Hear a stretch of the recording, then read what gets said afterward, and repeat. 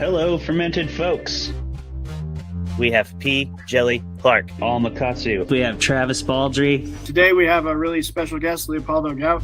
Are you reeling it in and defending clowns? I am. Earth doesn't even exist in Battlestar Galactica. This show gives me heartburn. I was like, I loves it, I hate it. It's called All Fluff. Oh! If you didn't know how I actually feel about The Mandalorian, Don't worry, this is it right here.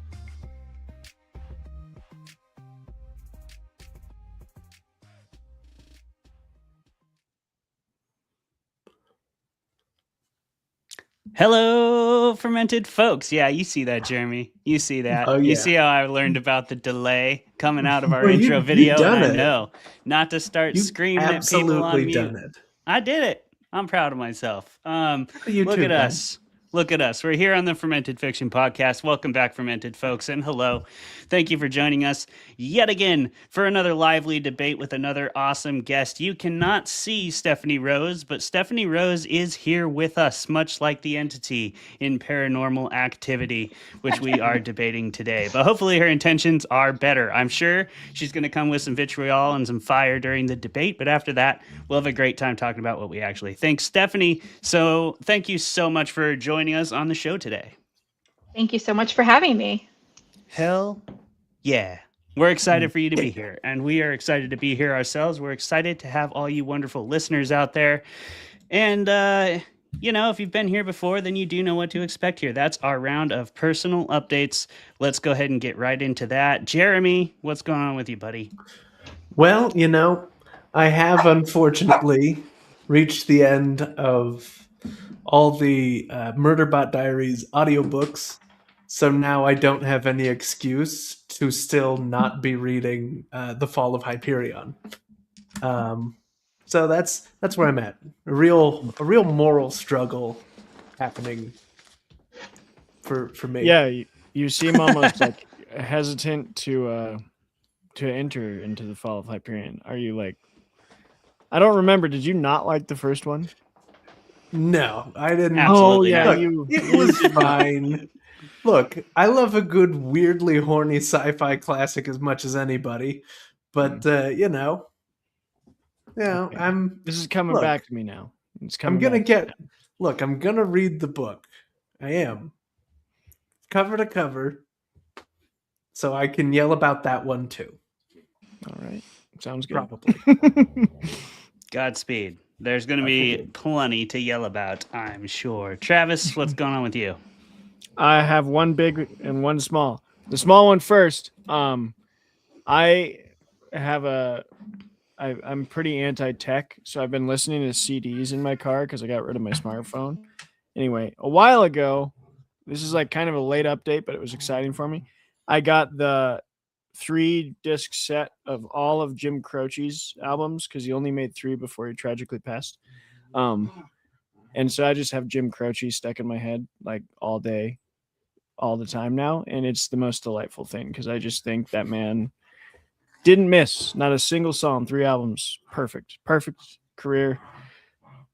Sad that he passed so young. And you know what? I'm just gonna leave it with that. I'll save my bigger one for next episode. I'll put that in the pocket. But yeah, Jim Croce's in my head, and it's a good thing. Yeah. Everybody subscribe if you want to hear Travis's big update. And you are still muted. That's right. I was going to say, boy, make sure you say that guy's entire ass name. Otherwise, that can get unfortunate really quickly. Yeah. Yeah. So yeah, that's great. I love the fact that you're listening to CDs. If Travis happens to be your internet crush or your fiction realm crush or something, he still accepts mixtapes. I do. I will play them in my pickup. My wife might have a problem with it, but send them. Send them. Yeah, if they're good, if they got some Jim Croce, Travis he'll bust them out. And I have to find a CD burner. Yeah, exactly. Gonna bring some of these to StokerCon. If you're gonna be at StokerCon, catch Travis with a mixtape. We'd love to hear what mixtapes you could throw together for him at StokerCon. I am now definitely going on eBay to buy like an old CD player with the plug-in headphones. I will have that at StokerCon. Yeah, great. Have a Find me. Walkman. Get the Walkman. Find me. Yep, I'll have the Walkman at StokerCon. Find me. Nice. The hardest part of that will probably be finding like a pair of headphones that still has the auxiliary jack. But I believe in you. Good luck.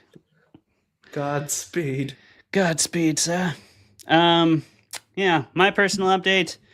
I have officially finished reading all of the slush and getting it whittled down to our top 10 selections for the Crypticon Seattle Writing Contest Anthology. So that's really exciting.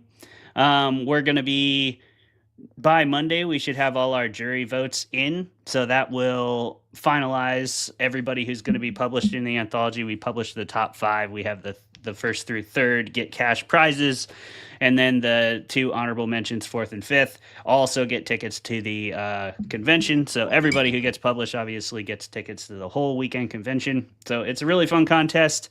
We were stoked to have like 4 or 5 times more entries this year than we have ever had before. So that was really cool. And we continue to improve that collection, and we got some awesome pros on it this year. So it's going to be really, really great.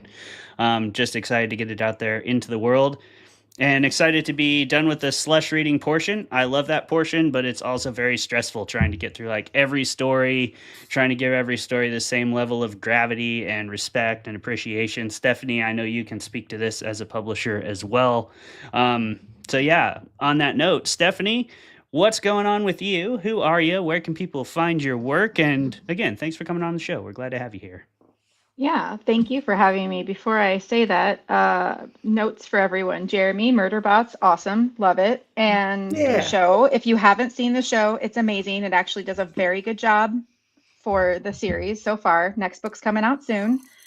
Travis, it's not going to be a sexy mixtape, but I will absolutely send you a mix CD. Doesn't have to be, an innuendo there. It can just be like, hey, this guy's cool. It doesn't have to be like that. Yeah. And you can get DVD and CD burners with no problem online. I actually am in the process of making my office into like this nostalgia haven.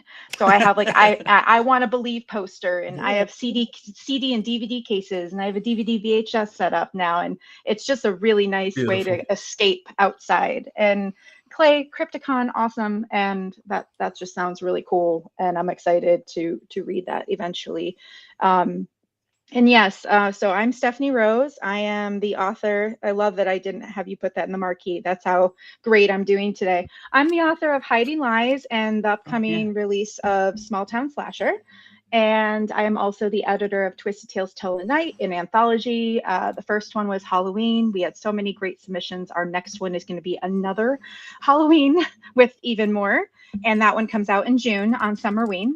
And if you know what Summerween is, that means you're awesome because you know Gravity Falls. And people can find me online at deathbytbrbooks.com, and on Instagram. I do not update both accounts anymore because it was too much trouble. So author, publisher, all of that is just under one, Death by TBR Books. Right on. Heck yeah. Right. Thank you so much. And I've got that added to the banner just so people can also see Stephanie is an author as well, has plenty of her own books there that you can purchase and check out, and you should. But before you do that, sorry, what? I love the title of that. I love Death by TBR because every time I've read it the past like week preparing, I've just imagined this shelf here just like falling on me.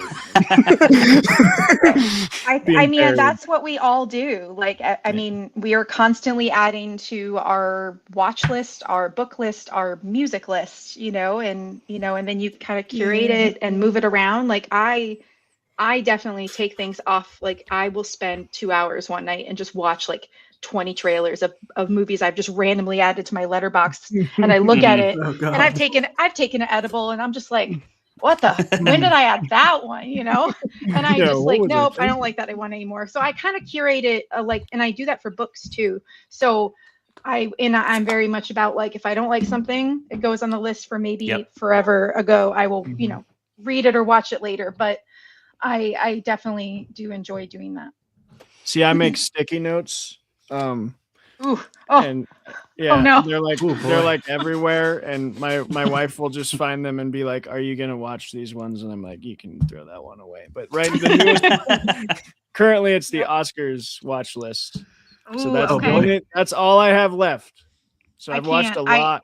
Wowie. The, A lot. the last few years I've wanted to watch the Oscar movies, and I started to watch Hamnet, and I was just like, Oh, I would rather rewatch something right now than watch these people. Like, what is this? Like, and I watched the first like 15 minutes, and I know what it's about and everything, and I know the acting's incredible. I like the actors in it, but I don't like dramas. I just don't like That's them fair. anymore unless somebody really recommends it and it has like a thriller aspect or just like they're just they don't make them the same. There isn't Internal Sunshines of the Spotless Mind or Bringing Out the Dead or Requiem for a Dream, like those dark like thriller dramas like Magnolia and American Beauty. Like they're just not the same kind of dramas. Mhm. And I have watched a few of them. I honestly don't even know what's nominated except for Sinners right now. I can't think of Hamnet, that one, but like I think I've seen a few, but I don't know. Maybe I just don't have good taste in movies, but I just get really mad that there's not enough sci-fi or fantasy or Yeah. horror there. Yeah. Every year I'm just like Yeah. watching it. I'm like, why is there only drama?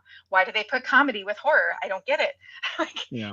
but I always watch the awards every year because I always do find usually I like the Emmys the best because you have the best of both worlds. And I'll find like I started watching The Pit because I kept seeing it get nominated yeah. and won. And I am obsessed and I love it. And Euphoria, same thing. Saw it, then I watched the show. So it really just depends. But I am excited. And I do sometimes like to watch them all. I used to do that to be like, ooh, now I can be a judge of which one should have won. That's what I do. This is like my Super Bowl, but stay tuned. We're probably Yes. going to have like a special episode on it. So if you're a Awesome. fan of fermented Can't fiction wait. people and listening, Heck we, yeah. we got one coming down. Yeah. I really liked Train Dreams. That's one of the other ones on the list that I've seen. And that was made out here in Washington. Our buddy Matt Rush, who was on the show last year to debate horror movie by Paul Tremblay, he worked on it, I found out, just because I saw a random Instagram post that was like, dream come true, and it was like from the director, and Matt Rush was tagged in it, and I was like, holy shit. And then I found out he was the best boy grip, which is pretty awesome. That's a pretty high G&E position to achieve for a movie of that caliber. So shout out to Matt. Congrats, buddy. Congrats, I hope- Matt. That's a great cast too. I definitely that's awesome. Yeah, I hope Matt gets to put an Academy Award on his shelf. I don't know how that works. I don't know. Does like the whole cast get to do that? If it's like best lighting, does the G&E crew, the whole crew get it? Or is it just like the gaffer and the director of cinematography? Or I don't know how that works. Maybe they work out like a custody deal. Yeah. I feel like They, it like, should be like that, rotate it. like it is for like Yeah. the Stanley Cup. Like like everybody gets it one day. I feel like if it's like because everybody has a part to that in the film, and like director of cinematography, he's usually the one that would get it, he or she. But I feel like passing it around would be really cool and like Or they take should photos do, with like, it somewhere. Do like a Super Bowl thing where it's one trophy, but everybody gets like a ring or some bling, Yeah, absolutely. That'd be good. Come on, Academy. Where's the Oscars rings? Yeah, figure it We have out. it here. We have it here. Figure it Do out. it. Okay. We're gonna hope that they can figure that out and everything else they need to figure out right along with it, which is plenty of things. And I'm sure we'll talk about that in our special episode. So stay tuned for that. We're gonna try to do it before the Oscars, obviously. So in the coming weeks, it's coming right up. Oh, yeah. In the meantime, you're already here. And we can assume you're here to listen to us talk about Paranormal Activity with the wonderful Stephanie Rose. So that's what we're going to do. If you don't know already, a quick synopsis of Paranormal Activity. This is the story of a man, Micah, and a woman, Katie, who are afraid that their house is haunted. Katie specifically is worried that this haunting has followed her since childhood. And Micah decides that her partner decides that a good way to handle this would be to get it on film. Because that works every time, doesn't it? So Micah goes, he gets a camera, and we show up right there in the camera lens with Katie pulling up and Micah saying, "Look what I got." And she's like, "Look what you got." And from there we we follow them as they try to document the paranormal activity that is happening in their house. It's a pretty short movie. It's got a classic runtime of like 126, and that's kind of a bygone thing. But so it moves at a fast pace, and yeah, it's kind of a classic haunted house demonic possession story, told right from the camera lens in classic found footage style. So if you're into that and you have somehow never seen Paranormal Activity, definitely recommend you go watch it. If you don't like spoilers, you should go away and do that right now, because we're going to spoil the fuck out of this thing as we debate it in just a few moments.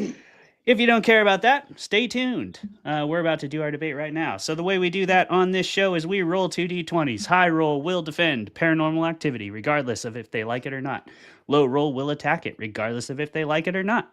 And after that, we'll talk all about it. We'll have a panel-style discussion. We'll have fun facts. We'll have the breakdown of whether this was a success at the box office. We will drink beer together, or whatever else you might have brought along with you for this debate. And we're going to have a great time. So, you guys ready to debate? Travis will be representing Fermented Fiction. Stephanie will be representing the genre fiction realm as a whole. So we wish them both luck. Jeremy, you want to bring us into this as you usually do right after they dice roll? I sure would love I'm that. rolling. Let's do it. Rolling for both of us. Okay, I got a 7. Stephanie, I'm saying mine before I roll yours to keep us honest here. Okay. So I got a 7. 7 is the number to beat. You got a nat 20. Hell yeah! Yeah, suck it, Travis. The Let's luck go. is back. There we go. The luck It's is the- back. it's the Nat high 20. risk, high reward dice. Yep. Yep. We have Oh, a yeah. special guest dice with more nat 20s and more nat 1s for those of you who aren't familiar. So if you come on and you don't bring your own D20, just know that we have the dice gods kind of tilted for or against you a little steeper. So They're definitely regardless, tilting. the dice are cast. Jeremy, count us in, and I'm going to disappear till the end of the Oh, debate. yeah. All right. Let's have a good, clean-ish debate. Let's go for it. Let's really, just go at it. Have some fun out there with this one, you guys. And we're going to get this thing started in 3, 2, 1, go. Stephanie, you bring us in. Okay, so I am defending, right? Just to make sure. Yep, you're defending. Okay, so for me, defending this movie redefined micro-budget horror. It didn't rely on gore. It relied more on lore. It relied on stillness. It had a locked off camera point at the bed, but you stared at it for so long and it captured your attention for an hour and a half. I think that's the genius of it. It weaponizes anticipation and the fear of what you see and what you're not going to see, and then waiting to see it. And when it came out in theaters, it worked, and it held them the entire time, and it made this really kind of mundane thing feel unsafe. Your bedroom, your hallway, 3 a.m. that night, maybe when you got home from the theater. And it really just captured that kind of suburban realism. So I think that having that be in one location, and the building of things on it and kind of filling in as you go would be like, as the anticipation went up. A lot happens in the last 30 minutes. So maybe for some people, there's so many nights that happen, but the last half an hour, you're just gripped the entire time, even if characters don't make the best decisions, but you're still there and you're still like, what's going to happen next? What's going to happen on the next night and the next night and the next night? Where are we going with this? So I think it does that for the found footage, and it opened up a lot of other incredible found footage films. This was really, there was some before this, but after this came out, so many more came out, and a lot of bad ones, but a lot of really good ones too. We wouldn't have so many of my favorite found footage films without this one. Let me consult my notes here real quick. Okay, so this is a revolutionary film on a shoestring budget that, had powerful performances. Oh, I'm sorry. Those are actually my notes for the Blair Witch Project, which this is just a complete rip-off of. This movie's not original at all. It is touted as original, like it was this huge revolutionary film that completely changed the face of found footage, but really the Blair Witch Project did everything this movie did 7 years earlier, and probably to much greater effect, because the Blair Witch Project did something much more intelligently, and that is advertised as if it was a real incident. They did the whole War of the Worlds thing, where when people were going to the theaters, they were thinking this was like a documentary until they realize, oh, it's all fake. But that like brings you into this realism. And I hated that in Paranormal Activity, we all knew it was fake going in, and yet they still have this like opening credits, no opening credits, this thing that's like, we wanted to respect the families of the victims. It's like, what are you doing, Paramount? We know that this is like a fake movie, like a fictional story. Why are you trying to pitch it to us as if it's Blair Witch? They should have leaned into the skid, done the whole thing where it's like, oh, we're releasing this documentary in theaters. And I think that would have really upped the fear factor. But instead, what we get is boredom. And I do think you're right. It captures suburban realism in that the suburbs are mundane and dry. And I think that's what this movie is. It is the suburbs as a horror film, which is, you know, you go to work, you come home, you pet your dog, maybe you watch a movie, and then you go to bed. And that's how most of this drudgery feels. It's pretty slow, and most of the scares are predictable. Also, Micah is awful and hard to watch. He's an abhorrent character, in my opinion. His dialogue is both stilted, not well delivered, and he's just not a good person or boyfriend. And every time she tells him to stop doing what he's doing, he should have. And it's hard to really buy into his story when I feel that painfully hatred, that high amount of hatred towards one of its primary characters.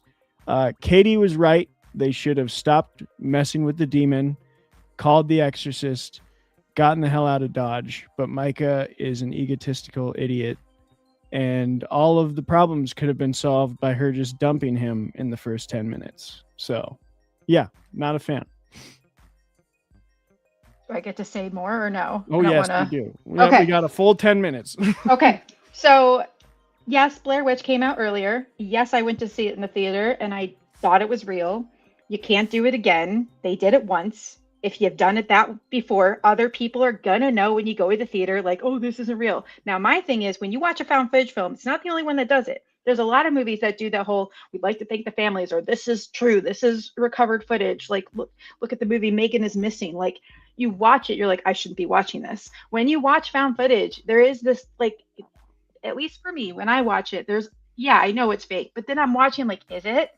Is that one little part, like, is that maybe pulled from something real? So it's not that I believe it the entire time I'm watching it, but I think throwing that in is important. And I think also it does not use known actors, which means they probably aren't that good at acting, which they are not in this movie. And I know that, but I think the thing you kind of connect to is that you haven't seen them in anything. So it does still feel like this, maybe you're watching something that happened to someone. And so I'm okay with the fake opening credits and things like that. There are lots of decisions that both Micah and Katie make that are crazy and stupid. And if they would have just left, if either of them would have left, there's 50 things they could have done differently, probably more. But then we wouldn't have a horror movie. Every single horror movie, whether it's found footage or something else, you gotta be dumb. Blair Witch, really? You didn't scout it out and you don't have a map? Okay, cool. So it's like, and I still love that movie. But I think that like every single movie in the horror genre, you have to have people in it that somehow don't think, maybe we should do something different. They do things, and I think that Micah is, he's such a twat. He is, but he is. He does not. For me, he is a man who has a house and a woman, and he is like, I don't know what to do. And I think his lack of control over the situation just makes him want to do all of these things, put the powder on the ground and not call people. No, I want to be the one that helps my girlfriend solve this because I didn't know about it till now. And now I want some sense of control. And he's not going to get that. But that's where I think his motive comes from. And is he a dick? Yes. But I think it's if for someone who doesn't seem to believe in the supernatural, I think it's a very traditional reaction that people make in these types of films. And I think that we get a little bit of like, we start to get them like starting to maybe make some better decisions. And I do think that there is a lot to say about the fact that, yes, like almost the same thing happens most nights, but I watching it again for maybe the 40th, 50th time, I still had one or two parts that I completely jumped. And I know they were coming, but I didn't quite know when the sound was happening. Because for me, the audio in this is really what makes it an incredible film. There are so many parts that you don't know the audio is going to change when it does.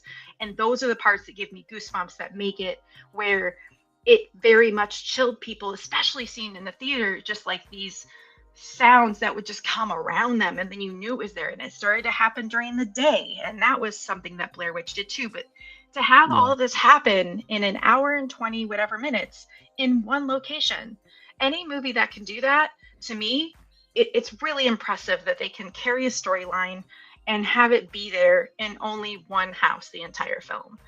And I think that is it says a lot about the type of film Oren was trying to make. And I think, you still have that. And I think that there's a lot of people who are afraid of home invasions. That's a huge thing. I mean, for me growing up, that was, and even though this is a supernatural thing, you hear those footsteps on the stairs in the movie. It's terrifying. It could be someone coming up your stairs. So it's like, did I hear something now? So that playful, like the playing of sound and nighttime in the beginning, I think does set the stage really well for this kind of, you don't know what's going to happen next and you're scared because you can't see it. I'll give you that. I mean, I'll give you that it does use sound well. And the single location does lend itself to this type of thing. But here's my big issue is you mentioned it. It's like revolutionary and in this whole catalog of the genre of found fiction, which Blair Witch did start. And this, yes, did maybe have some shifting moments to it, but it's not even close to the best movie in its own series. And it's not even close to the best found footage film. I would say Cloverfield and what's the superhero one with Dane DeHaan and Michael B. Jordan. Oh, it'll come to me. Chronicle and Cloverfield are like 50 times better than this movie. And they had a blockbuster budget. They did have a blockbuster budget, but we can't say cheap gives it this like pass. But I think no, even that's true. In its own series, I would say like all the paranormal. Everybody shut up. We're done. We're done. It's beer of the week, everybody. Beer of the week. Well done. Well done. Hey, okay. Good work, everyone. You really did it. You went for it. That was beautiful. Yeah. Well done, everybody. All right. So yeah, Great we're work. on Drink of the Week, and we will soon get to hear what everybody actually thinks, and Travis will get to start with that because he had to go against. But first, let's talk about what we brought to the table for drinks, and then we'll do some fermented facts, which I brought today since Travis had to debate, but if anybody else has them, they can also chip those in. We can start with me because mine is kind of basic, at least if you're from this area. Because I brought some Black Raven. That's a very well-known brewery around the Seattle area. It's a great brewery. It's over in Redmond. They also are a sponsor for Crypticon Seattle, but that's not why I brought them. That's just a happy coincidence. I brought them because I found a Trickster IPA, and boy, if there was ever a trickster, it's this sneaky little demon that's following Katie around. He's a tricky boy. So I figured this would be a fitting beer for the episode. Jeremy, what do you got? Well, hey. So what I've got right now is part of some mixology research I happen to be doing right now. This is a drink I'm working on called the Demonic Gentleman, which I thought was very fitting for right now. Yeah. Hey, cheers, everybody. I know Right what you're now, researching. it is a formulation. Oh, yeah. Clay knows. Everybody stay tuned. And, if you want to try it, it is bourbon with some Ancho Reyes chili liqueur and some Jack Daniel's Tennessee Fire. Nice. Maybe I'll try that after Lent. Yeah. Yes. Take that, Travis. Travis is drinking fucking rain, I assume, because Irish it's Lent. breakfast tea. Yeah. Ah, okay. Fucking rain with some Irish dunked into What is it. this? This is what Forest day? rain. Let's look real quick. It is day 1, 2, 3, 4, 5, 6, 7, 8. 8 of 40. No booze. So here we go. You're on your There way, you go, pal. man. You're on your way. You're 20% of the way there. Your liver will thank you, I assume. Stephanie, are you joining us with a drink? Do you have tea? Do you have anything like that? I have what I deem is called, I have it with my husband. His is in the fridge, and we have them every day because we're dorks. I just call it a juice. That's just because we're weird. It's half cherry seltzer and half juice. For today, I have orange juice and Nice. a side of an edible. So that's there. I've taken There that. we go. So that's my, because I just can't drink alcohol as much anymore. But Sure. edibles are a good fun thing. So I have that Mhm. with my delicious seltzery citrusy drink for tonight. Hell yeah. I've definitely Yeah. gotten onto the edible, especially mushrooms train, because I went to the Fungi Festival this year and it was so fun. And we found these excellent edibles, and now I just can't get enough of them. Maybe I'll join you. I might join you for hour 2.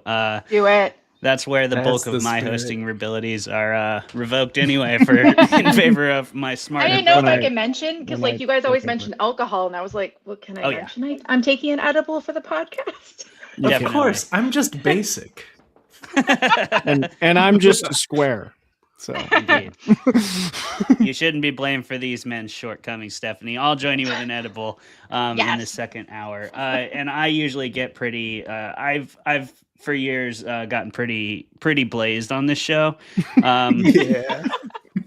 But I'm actually taking. episodes, some backlists. Like, do you have a backlist episode you were like, dude, I was fucked up? I mean, a pretty recent one I got pretty drunk on. Which one was that, Travis? It was just a couple episodes ago, but I got way too drunk on that one. I don't remember what we talked about. And It's like 2 weeks I ago. can't look it up. I know I got really drunk for C.S. Humble's book launch. Yeah, you did. So So did did I. Travis. I mean, luckily mine didn't hit me till like the last 8 minutes, but those last 8 minutes were rough. Mhm. Yeah. That was a good time. Oh, it was The Last of Us, Stephanie. Just Ah. 2 episodes ago.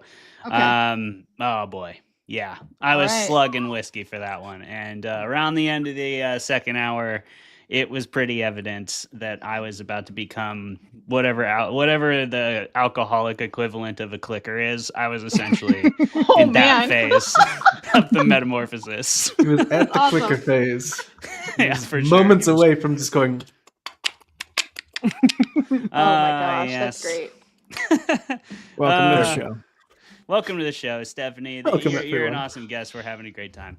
Let's get into some other great stuff, which is our fermented facts. There's some fun ones for this.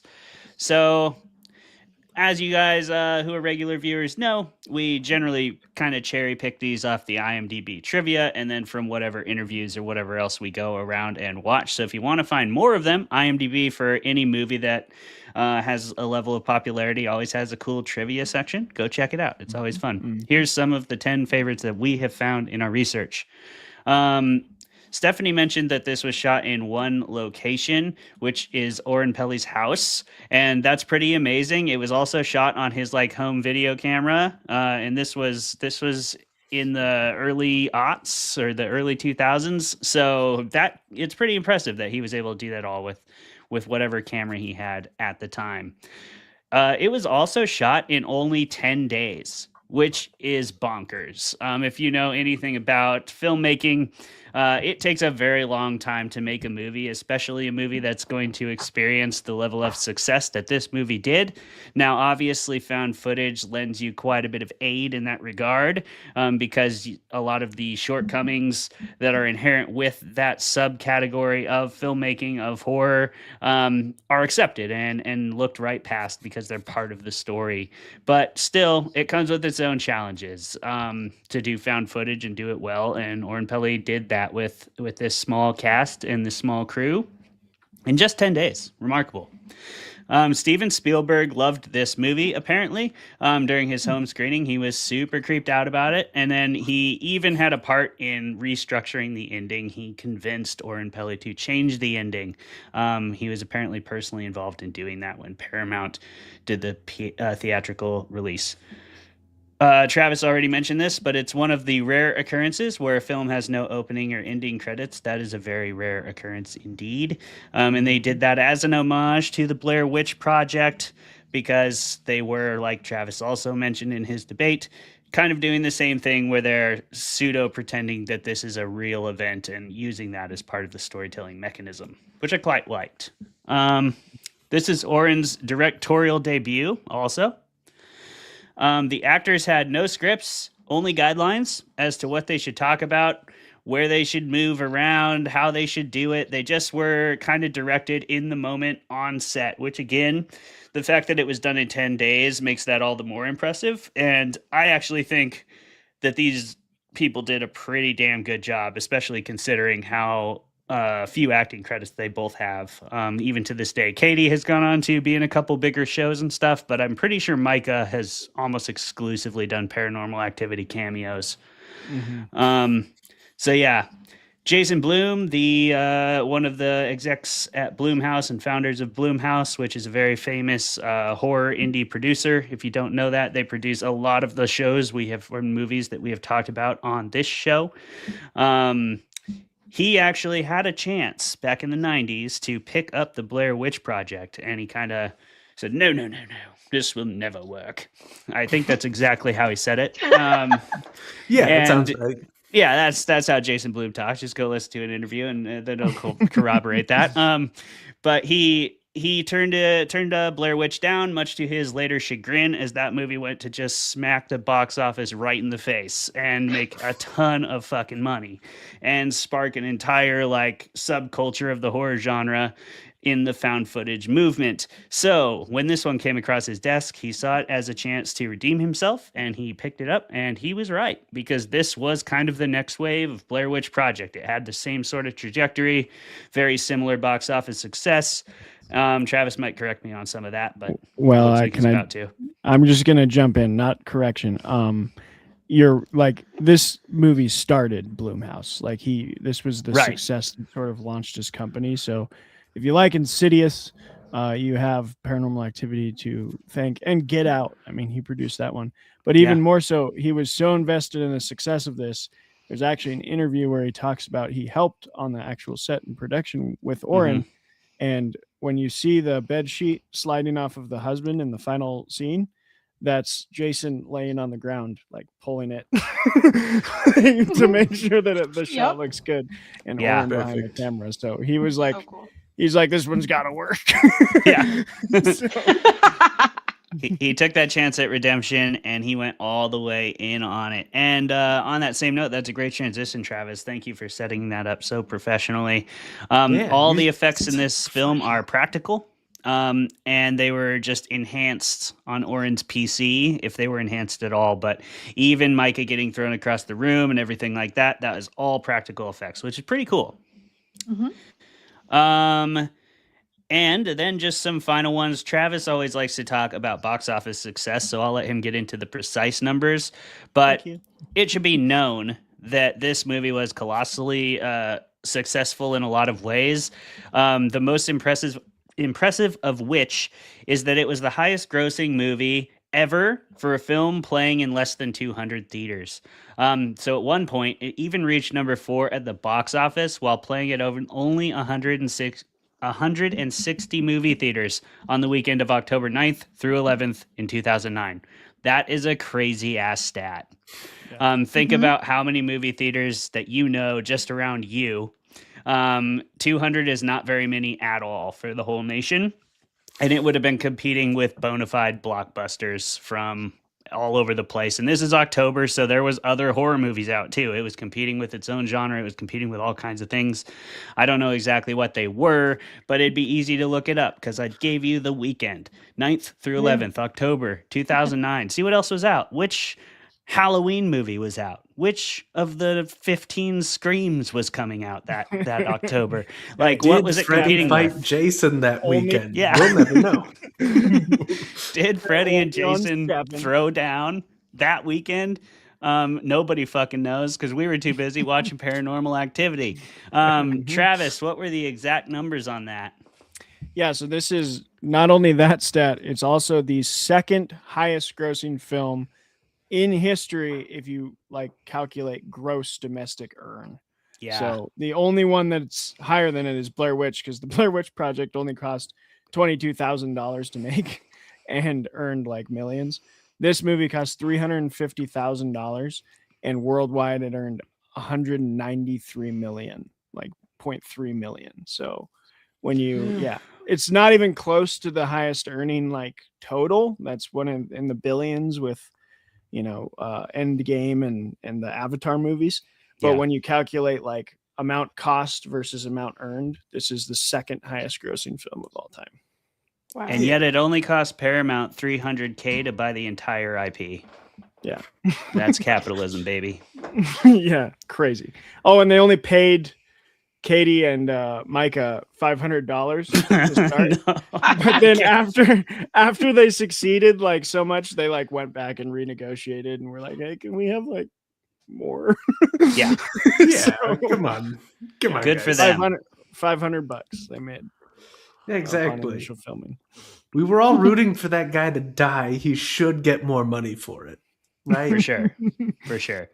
And that's a totally, just for context for everybody out there, that is not unusual for an actor trying to get their feet underneath them in Hollywood, just starting out, going to do a weird found footage movie at some director's house. Like, I have definitely done those kind of projects where it was like, will you come on for $100 a day? How many days? 2. And then those days are both like 20-hour days, but hey, you got $100 and some fucking dominoes. Good luck out there, kid. Yeah, man. We call that exposure pay in the industry, getting that exposure pay. Stephanie, you also said you did way too much research. Did you find some fun facts while you were out there?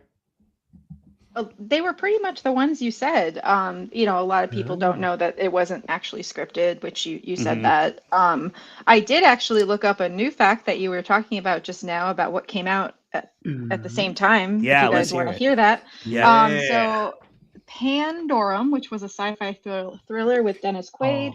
Oh. Love Happens. The movie's so bad. Yeah, it is. Love Happens, rom-com drama with Aaron Eckhart and Jennifer Aniston. I Could Do Bad All by Myself, Tyler Perry.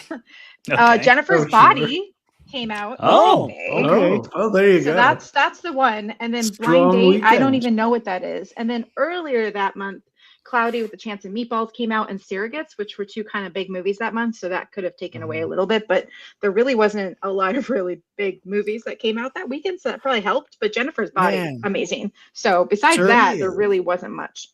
I'm surprised by several of these facts. First, that Surrogates is that old. I forgot that it was that old of a film. Yeah, Jennifer's Body would have been the only one it was kind of going toe for toe for. Yeah.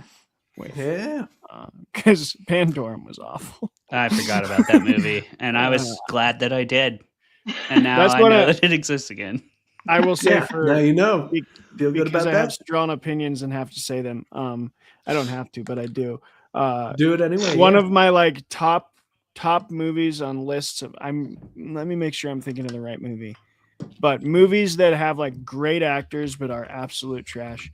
Pandorum, the main character is played by Ben Foster, who I just find he's amazing. But the poor man tried his best. Now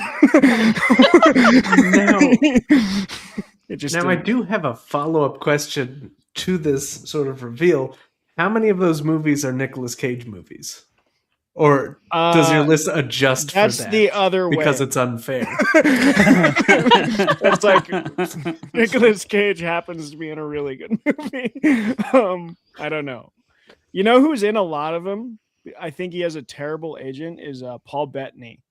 Paul Bettany has he has a bad filmography, but he's like a great actor. But he's so good. Yeah. And his voice is silky smooth. Yeah, you just when gotta he's listen to it. You see him in like Master and Commander, and you're like, man, this guy's amazing. And then it's like, what's his next movie? Oh, the Vampire Angel one that I forgot the name of. Strange. Oh. Anyway. Jeremy, you have a good voice. Like my partner and I were driving back from him snowboarding, me hanging out in the lodge and playing in the snow, and I was like, hey, we should listen to the CJ Lead one. And you talking about Twilight. You just have you have inflections when you talk about something that you really don't like, and it's really funny to me. I enjoyed it very much, that episode especially. Oh, you. Can You I can reveal? come on anytime. Stephanie, you have no idea what you've just done. Oh no, Yeah, I'm me- so sorry. I'm not though. And his because head grew we 3 were. sizes that day. Yeah. Can I reveal something to the audience, Stephanie, about that episode in particular? I think we're far enough Sure. removed from it that I hope CJ is Please not do. like, this is terrible. I hope everyone finds this funny and fun. I puked mid-episode interviewing CJ Lead. I had like really bad heartburn, and I just Aw. like asked a question, highlighted her on the screen, threw up, Oh, and like went back to no. the thing. And yeah, I will Jesus never Christ, forget. Travis. That was Wow. a wild moment, and I hope it didn't come off in the interview. You know, No, I hope you didn't I hear didn't. rushing sounds, but I muted. I didn't hear any. I didn't hear any of I that. didn't notice, and I was there. Not there, but here Yeah. there. Damn. Yeah, Yeah, There's a that was little one of tidbit the for the few I fermented missed. fans. So I listened to it, and I would have never known that. You pulled it off Nope. great, buddy. You did Sweet. great. Way to Sorry go, you were feeling man. like that. That sucks. But you hung Oh. in there. Yeah, thanks, CJ. I'm sorry if it came off, but great interview. Great Bad interview. choice of words, Travis. Yeah, Yeah. whatever. Yeah, it's What are you gonna Bad do? choice of words. What am I gonna CJ, do? please come It's back out there. on the show. We Please. love to have Yeah, you. please We'd don't. love to have come you on guys. back. We swear Travis won't throw up this time. I won't. I don't know if we can swear that. Yeah. Okay. What we can swear though is that we are going to do our next segment because we always do. This is the part of the show where we talk about what we really thought about Paranormal Activity. Jeremy and I will also get a chance to chip in here, but we'll start with Travis because he had to debate against it. Travis, do you actually hate this movie? Do you love this movie? What's the truth? I don't hate this movie. I love Paranormal Activity. I do think it's not even close to the best in the series. We were just talking earlier, Clay. Paranormal Activity 3 is, I think, like peak Paranormal Activity. It has the best shots, a little higher production value. I cared a little more about the characters, the storyline, like the through line of the story was better. But this movie is revolutionary and kicked off a total change in the found footage genre and popularized it to where big movies like Cloverfield and Chronicle could be made. And Clayton knows I'm a huge Cloverfield fan. I think that movie is amazing. It has its flaws, but I think what this movie shows, Paranormal Activity, that is elevated in like Cloverfield, is the beauty of found footage, which is you can kind of get away with a little maybe more stilted acting and less experienced actors because like the handheld camera gives this sort of real feeling to everything, and it would feel disingenuous if they were like perfect actors. I don't know if I said that right, but I think found footage really works for horror when it works. It's hard to pull off, but because it's so intimate, it like allows you to be in the fear with the people. And I do think Stephanie, we're 100% right.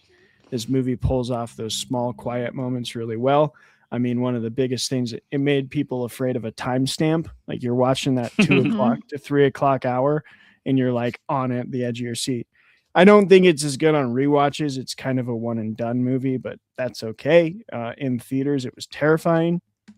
And we're going to talk more about its advertisements in the question section, but yeah, this was one of the best advertised films ever. And it was the first one to do this thing that people have tried to copy since of like showing the crowd, and it really didn't show footage from the movie. But if you remember the ads on TV, it was like just word blurbs that were like scariest movie of the century, blah blah blah, and then it just showed the crowd and these like test audiences like freaking out. And you wanted to go. You were like, oh, what are they so scared of? And I lined up, and I was like there, ready to go with my friends. I think 2006. I don't want to do the math. I'm pretty sure I was in high school. 10 years ago. Everything was 10 years ago. Yes, exactly. Yeah. So I wasn't in high school. I was in college, right? No. But, Sure, bud. Sure you were. yeah, there we go. 20 years ago. So no, I was younger than that. Anyway, You were in like But- middle school, bro. I was in a middle senior. school. Oh, So I gross! Really? Yeah, this for real. was No, this you guys was are that 09 young. when I went and Oh, saw this God. in theaters. I know, Yeah. I'm but a boy. You're a Yeah. What's a baby. boy? But a boy. Why is everybody talking like Jason Blum all of a sudden? Anyway, great movie. It started what is actually one of my weirdly favorite genres, because I think when found footage is firing on all cylinders, I don't find much else scarier. It's Yep. just unfortunate that Mhm. it doesn't work very well very often. But yeah. That's true. Yeah, and I think that the argument for that is very similar to the argument for its box office success, which is like the amount is what matters here. The volume is what matters here. Like, because of found footage's lack of limitations relative to other horror movies or really any other movie in general, everybody can make one, literally. Mhm. Like, Yeah. everybody can make one, especially today with cell phones and webcams and everything like that we just have in our pockets at all times. Like, so you have a really high volume of them being made at all times, and Yeah. the ones that are good are hopefully rise to the top, but you really never know. A lot of good ones, I'm sure, get forgotten as well. Yeah, and I think a lot of movies owe tribute to this. Like, I'm thinking now of, we've entered into this new like found footage, but it's like camera streaming stuff. Yeah, And there's lots of that. really Mhm. bad examples of that. But what was the one, the Zoom horror film that was Host. really Host. Host was solid. Oh my Host is good. God, so Yeah, good. and that Really good. That was like it was the 2020s Paranormal Activity. Like, Yep. forever It was will be noted. COVID's. It was COVID's Yeah, found COVID's- footage film. Like, COVID's- that's what COVID's made found it. footage. Everybody was on Zoom, so like it made it even Yep. more terrifying. Oh, so good. So happy you Mhm. mentioned that one. Yeah. While you're there talking about that, Stephanie, what did you think about Paranormal Activity for realsies? Do you actually love it, or do you hate it No. secretly? It was actually really hard to defend. No, I'm just kidding. I fucking no, and I definitely agree with what Travis said. Like, I did watch this one a lot, but for me, honestly, I actually really didn't like 3 as much. I like the oscillating fan stuff, but 2, for me, 2 is where it's at. I watched 2. I've seen it so many times. Rewatching it, I'm like, this is so much better than I remembered. Like, I love all of it. There's so many different cameras and all of that. But with Paranormal Activity, and I totally forgot, aging myself here, but I was in my first master's program when this came out, and I remember seeing a bunch of trailers, and I don't remember that until you mentioned it, how it didn't show us anything. We were just like seeing these people flail in their seats, and we're just like, why?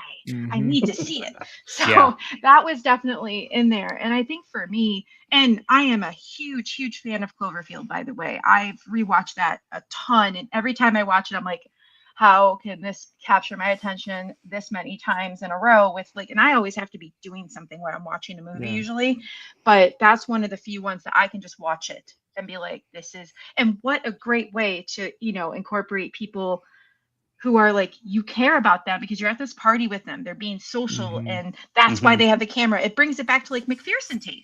Like, why did they have it? They were at a birthday party and they had a camera out. That's why. So it didn't have anything to do with what was going on. This movie did have to do with what was going on. That's why they had the camera. But I really do enjoy this movie. I hate all of these things that Micah does throughout it, but I do really like, this all you could do is move a door. I'm like, oh my God, shut the up. And he doesn't listen to her.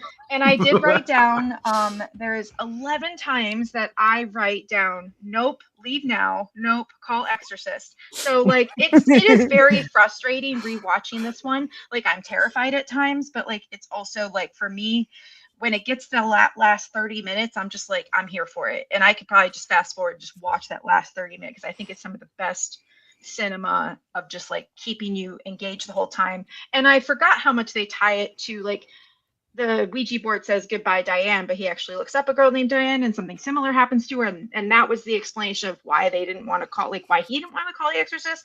But when he doesn't take her out of the car 25 minutes left, and she's like, I want to go. Get her Bro. out. You've already seen her lose her sense of self outside. Just So that fucking could happen leave, again. dude. Because I was like, that's like when he finally is like, let's go. I'm like, yes. And then he doesn't, he's like, I'll go pack. No, go out now. There's so many times where I'm like, I would have left there.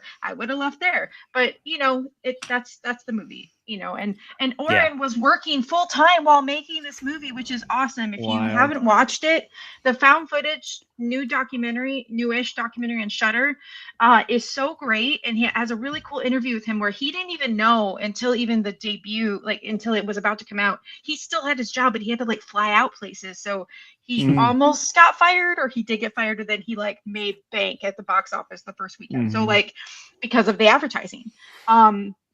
So I love that because it kind of shows like this dude who just worked full time just was like, I'm gonna make this in my free time, and then and now he's like, and I don't have to work.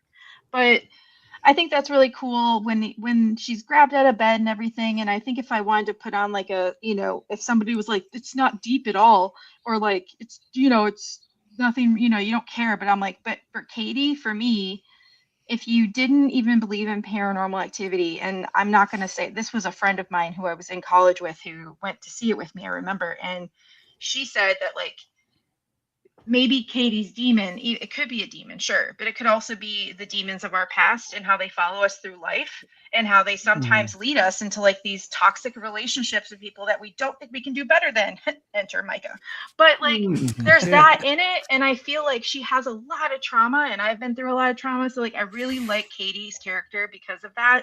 And should she have moved in with him and not told him? No, like that's the only part of the movie where I'm like, he was right. In that moment when he's like, well, you could have told me the 5th date or the 50th date, and she didn't. So she should have left the house immediately when stuff started to happen and taken him out of the equation, and I mean, I'm not like, oh darn, he died, but I think that I also love the first one even more because of the second one. It's hard for me to debate just one. I do like 3. I do. I just really like 2 because it's the same timeline. Like they overlap. So when you watch it, I've watched it where I start 1 and then I go to 2 and then I go back to 1 and go back to 2 and then I go back to 1 and back to 2. Like if you you can do it. It's really fun if you have like time in your house goblin like me. You can take the time to do that.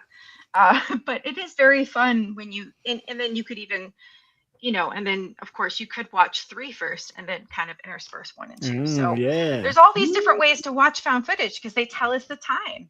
And like you said, the counter, every time the counter would go up and I'm like, she's standing there over him like for like 2 hours. This is so chilling. Like that was really scary to me. And so that's my spiel. I'll shut up now. I think I know. Great spiel. Great spiel. Clay and Jeremy are going to jump in there, but I do have to say I gave Micah the benefit of the doubt for way longer in this viewing because I was like, I'm going to try. I'm going to see. Right. Same. But of course, I made it to like I justify a lot of his stuff until the Ouija board, and then like his whole attitude of like, babe, why are you mad at me, babe? I didn't even buy it. I'm like, are you kidding me, dude? Like, God damn it! Like, that was dude. No money changed hands even. Yeah, like come on. You said go out and get the most creepy freaking looking Ouija board ever. It is. That's true. It's not. Like, dude, this Ouija board is sick. Like, right? That's more of a reason to get it out of the house, bro. He keeps bringing it back. Like even after they decide that we're not gonna. He's like, but I just want you to like help me figure this out. Help me figure this out. It's so annoying.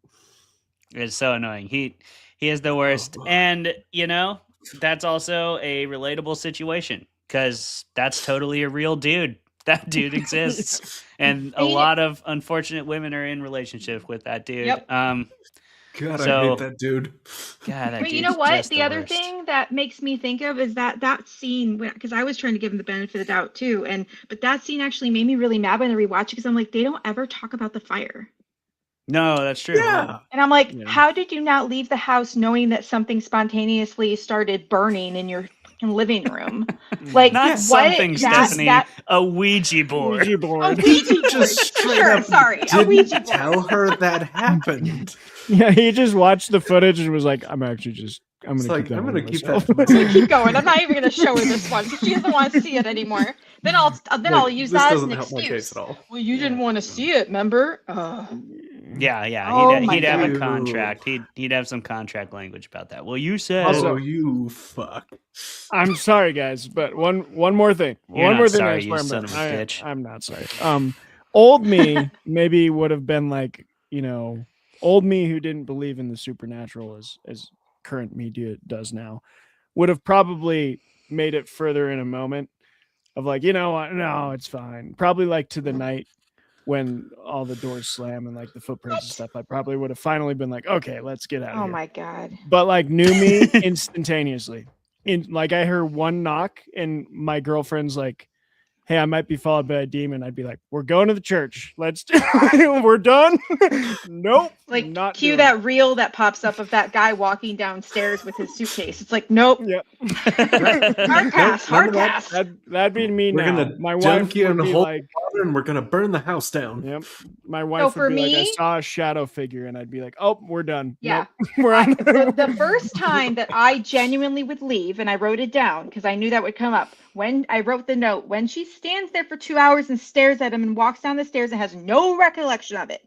That part, like, no, she doesn't remember. She didn't have control of her body and she stood there for 2 hours. No, let's drop Exactly. you off at a church. Let's fucking go. Mm-hmm. We leave, we Yep. contact the hospital and the church. Right, And we're right. getting this You don't have to solved get the exorcism tomorrow. yet. Like, that's fine if you're worried about that because of the other girl. Like, oh, wait, I don't think you would have used the Ouija board yet. That was before then. So you would have been out. Yep. Also, if you're willing to entertain the psychic, like, just let the exorcist come. Like, Yeah, what? just Right, right. And you can even just Just say you're not do going to it. be there. Like Goddamn. that's what old Clay would have done. Old Clay, who is much less patient and empathetic, might have just been like, I'm just gonna bounce then. I'll let you do your thing. I don't believe in any of this. I don't want to be a part of it, but you can Right. do what you need to do. But like, why not even just at least do that? yeah, maybe do that. Come Well, on. knew me now. I'm Wiccan, so I'm like, yeah, I'm fucking saging this house. I'm putting mirrors on the windows. I'm doing all of Yeah. that. Like, I'm doing what the girl did, the housekeeper nanny did in too. Like, she's Mhm. all saging, and now I watch and I'm like, fuck yeah, you sage that. She was ready. Did. she was right. Yeah, Use all she- the right herbs in all the right places. That's right. Nice. She came with all the she came with the heat, and the demon did not like that very much. No, it did not. But hey, she did her best. It's not really her fault that nobody saved listened to her. Yeah. Jeremy, what do you think about this movie? I genuinely have no idea. Well, look, this is, of course, a nostalgic movie for me. Came out when I was a senior in high school, and I do obviously. I know I'm a baby. Your I'm just a baby boy. A wee baby. Yes. Yes, just a wee baby. But of course, I do have to tell the story of when I first saw this movie. I went to see this with Carmen, the foreign exchange student from Spain, who was living with my family at the time. Hola Carmen, voy a contar esta historia sobre ti. Saldremos cuando Megan y yo finalmente vayamos de visita. But anyway, I went to see this with Carmen, and because the beginning and the end had no credits, and because the movie went to a lot of pains to make this feel like a real thing that happened, I had her convinced for some weeks that it was a real thing that happened, and she was so freaked out the whole time. So that was great. But Nice. you That know, is cruel. That is cruel. It's look, if you could have convinced Clay that this was a real thing that had happened, would you have? That I can't even entertain that as a hypothetical because there would have been no fucking way. Look, Like, we Clay- know it's a yes. We're not Clay saying would that have you have to convinced believe me. it. Clay would have convinced fine. me that this was, and Clay. I would have bought it. It's the other way. Fine. Clay, vouch for me. Yeah, oh yeah, I would have done that for sure. Obviously, it's I a sibling did do that. relationship. I did do that. I even once like made some pretty concerted efforts to convince my parents the moon landing was fake, just so that they would tell Travis that. You did right before Thanksgiving, and then I had to go home for Thanksgiving and be like, and my dad had to be like, hey, you know what? I have some ideas about the moon landing. I'm like, what? Clayton, what did you do to me? What have you done? But I feel like this movie is like the best case scenario for what otherwise would have been like a terrible movie. Like this movie gets, I'll say, a D. Because like, look, it passes. It's it's an engrossing movie. As with, there are three main problems I have with found footage movies. One of which this movie solves, which most don't. One is like, as with all found footage movies, I find myself wondering who was supposed to have edited this together, and like, why did they keep all the marital, well, not marital, but like the couple's spats and like all the arguing and whatever. Like, it makes for an effective film, I guess, but like, whatever. And then the other thing is that the cinematography usually sucks. But this does solve one found footage problem, which I think is the main found footage problem of like, why are you still filming?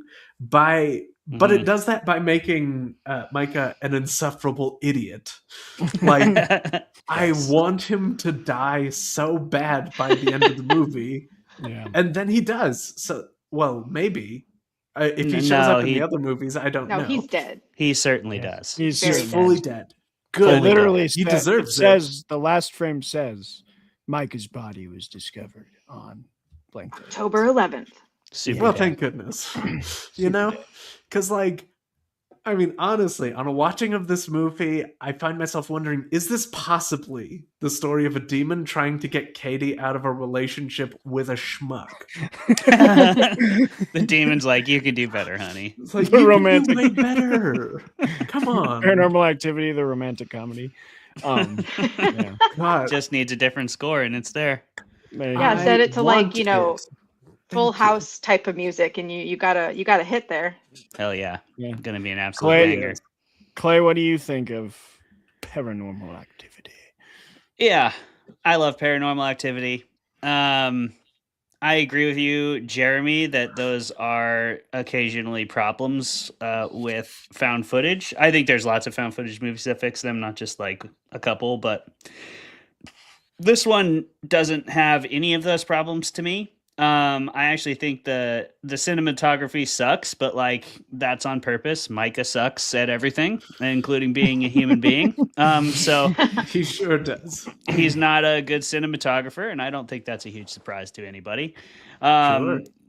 It also doesn't read to me from a story perspective as it is cut together at all. It reads as like it picks up where he picked up, where he continued the film. It doesn't feel edited or doctored, and to me that is why the marital spats and stuff are still in there. There's other Paranormal Activity movies that solve this problem in different ways. Stephanie brought up number 2, which solves it by having like an in-home security system watching at all times. And then 3, where they literally are video editors. That is their day job, is to like film weddings and stuff. So they are editing, they do know how, and they're doing it very intentionally. And I think for that reason, that one is in many ways the scariest one, which is maybe why it's my favorite. But I want to talk about the trilogy as a whole once we get to the other side of this. Long story short, love Paranormal Activity, hate Micah, hashtag died too late. So easy to hate. So easy to hate. So utterly Which, hateful. I think was exactly the character that they were trying to aim for. So Yeah. they pull it off. Hashtag Team Katie. And Hashtag Team Team Demon. Katie. Yeah. Yeah. Pre-demon possession for me. Right. Sure. Sure. Like Team Katie in the later films, I'm not hashtag Team Katie, but No, Yeah. because she does just steal a baby yeah, in number Not- 2. Shows I up don't want. cold stealing babies. You have more That's empathy not for good. her. You have more empathy for her in 1 after you see 2, because you know, like, she really didn't have, like, this wasn't her fault. Like, something, Yeah. you know. So I think that's kind of a cool way to, like, when you go back to the first one, if you've seen the second one recently, I think you can even attach more to her and her story. Did anyone else agree. get the sense, like maybe we're just nerds, but did anyone else get the sense that this couple knew way too little about like demons and stuff? No. I mean, I think this was they pre-internet seemed to in a lot of know. ways. yeah, they seem to know like a normal amount about Yeah, demons. I think it's Now, I think it's sure. a normal amount. I think because it does show us, like, we see Micah that he's a day trader. We see he likes guitar. We see that she beads, and you know, somebody who's gone through this type of thing, either they're going to be really attracted to it, or they're never going to want to see a movie like that. So she's Yeah. probably like a rom-commy fantasy girl, and he's probably like douchebag, like, I gotta watch all the stupid, you know, stuff and drink my beer, whatever, you know. So he's probably watching like the slapstick comedy action movies, which You is know like not a he's bad seen thing. It's every just single Jackass movie. oh, totally, sure. he has absolutely. So I think that because they throw in those things, I think that, and she's going to school to be a teacher, so you know, like, she might be into like true crime, maybe. But I don't think she'd be really into horror and paranormal, and he's definitely not either. So I think for them, I think they do a good job of giving us enough about them to be like, yeah, that might be their level of, you know, if they don't watch horror, which is like, who are you? But you know, that's just me. That was like Yeah. a realization I had Agreed. like halfway through the film, where I was having this thought of like, how do they not know this stuff? And then I was Yeah. like, how do you know this stuff? Come on. Yeah, just, how do they not know this stuff? Like, oh right, they're normal. They're normal. Yeah. Oh shit. Yeah, okay. They're the baseline. Yeah. Yep, absolutely. We are on the edges of the bell curve here on Fermented Fiction so often. But hey, that's where we want to be, because that's where all you wonderful fermented folks are. And we're going to continue to be that. We're going to continue to talk about Paranormal Activity on the other side of our 5-minute break. Let's all go do whatever we need to do in that time. For me, it's going to be feeding my cat, who is screaming at me right now. Thank you so much for being here. We'll see you in 5. Stephanie, go ahead and mute your mic just so we don't accidentally hear any Paranormal Activity we're not supposed to. See you guys in 5.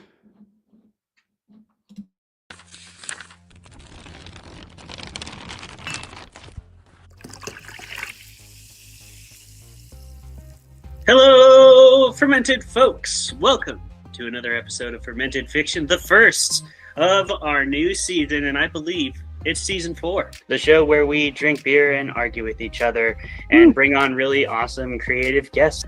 If you'll permit me to go a little bit outside the box. Once upon a time, apparently, people used to sniff mummy remains, powdered mummy remains, like cocaine. So I think 3 lines of powdered mummy remains, if you can get to that as well. Yeah, that'll get you right to really enjoy the movie, you know? Dave told us all about making a mead, and I talk shit about Tom Bombadil, as I am wont to do whenever people bring up Lord of the Rings. You would. You should. And then that's Everybody exactly what he freaking made. chill about Tom Bombadil, or I'll get unreasonably upset. You know? So, in your assessment, what did you think of the everyone kind of paired off, or at least a number of people did, like romantically? How'd you feel about that? Did that seem really forced and dumb to you, or? Tom Bombadil is a merry old fellow with his bright blue jacket and his boots are yellow. Right? His boots are yellow. Right. Imagine discovering mummy remains and oh my god, these ancient figures. Dude, what if we crushed this and snorted it, yo? I bet we'd get fucked up. Let's talk for a moment about the fucking all-star cast in this movie.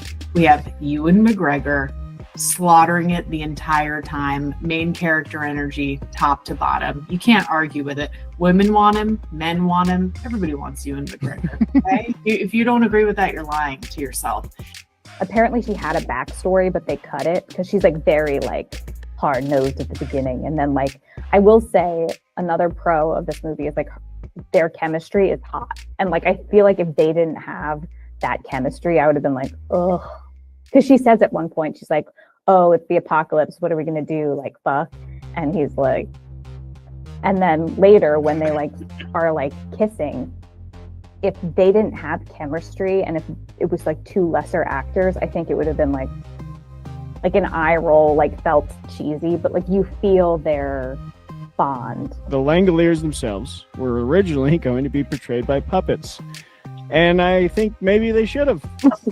Maybe they should have. Dude, that's amazing. There's no maybe about that. And I wish that I could say that there was something greater happening here than the war diary of a broken man living as sort of this White Tower academic with all of his friends sitting inside the Eagle and Child drinking beer and pretending like, you know, Magic Lion Jesus isn't really silly. Because, I mean, it is. If we can just all be very honest with each other. The Lord's work out there. Good job. I like to think that I am. Most people aren't big enough, but I am. I'm willing to step up. You know? Yeah. Dedicate that yeah, time. settle You're willing twice. willing to dedicate that time. The time, the money, all of it. Ah, that was so painful. It's one of those painful things Oh, that I've was done in my so good. life. That was so good. We've never been so savagely attacked by any author on their show. It's incredible.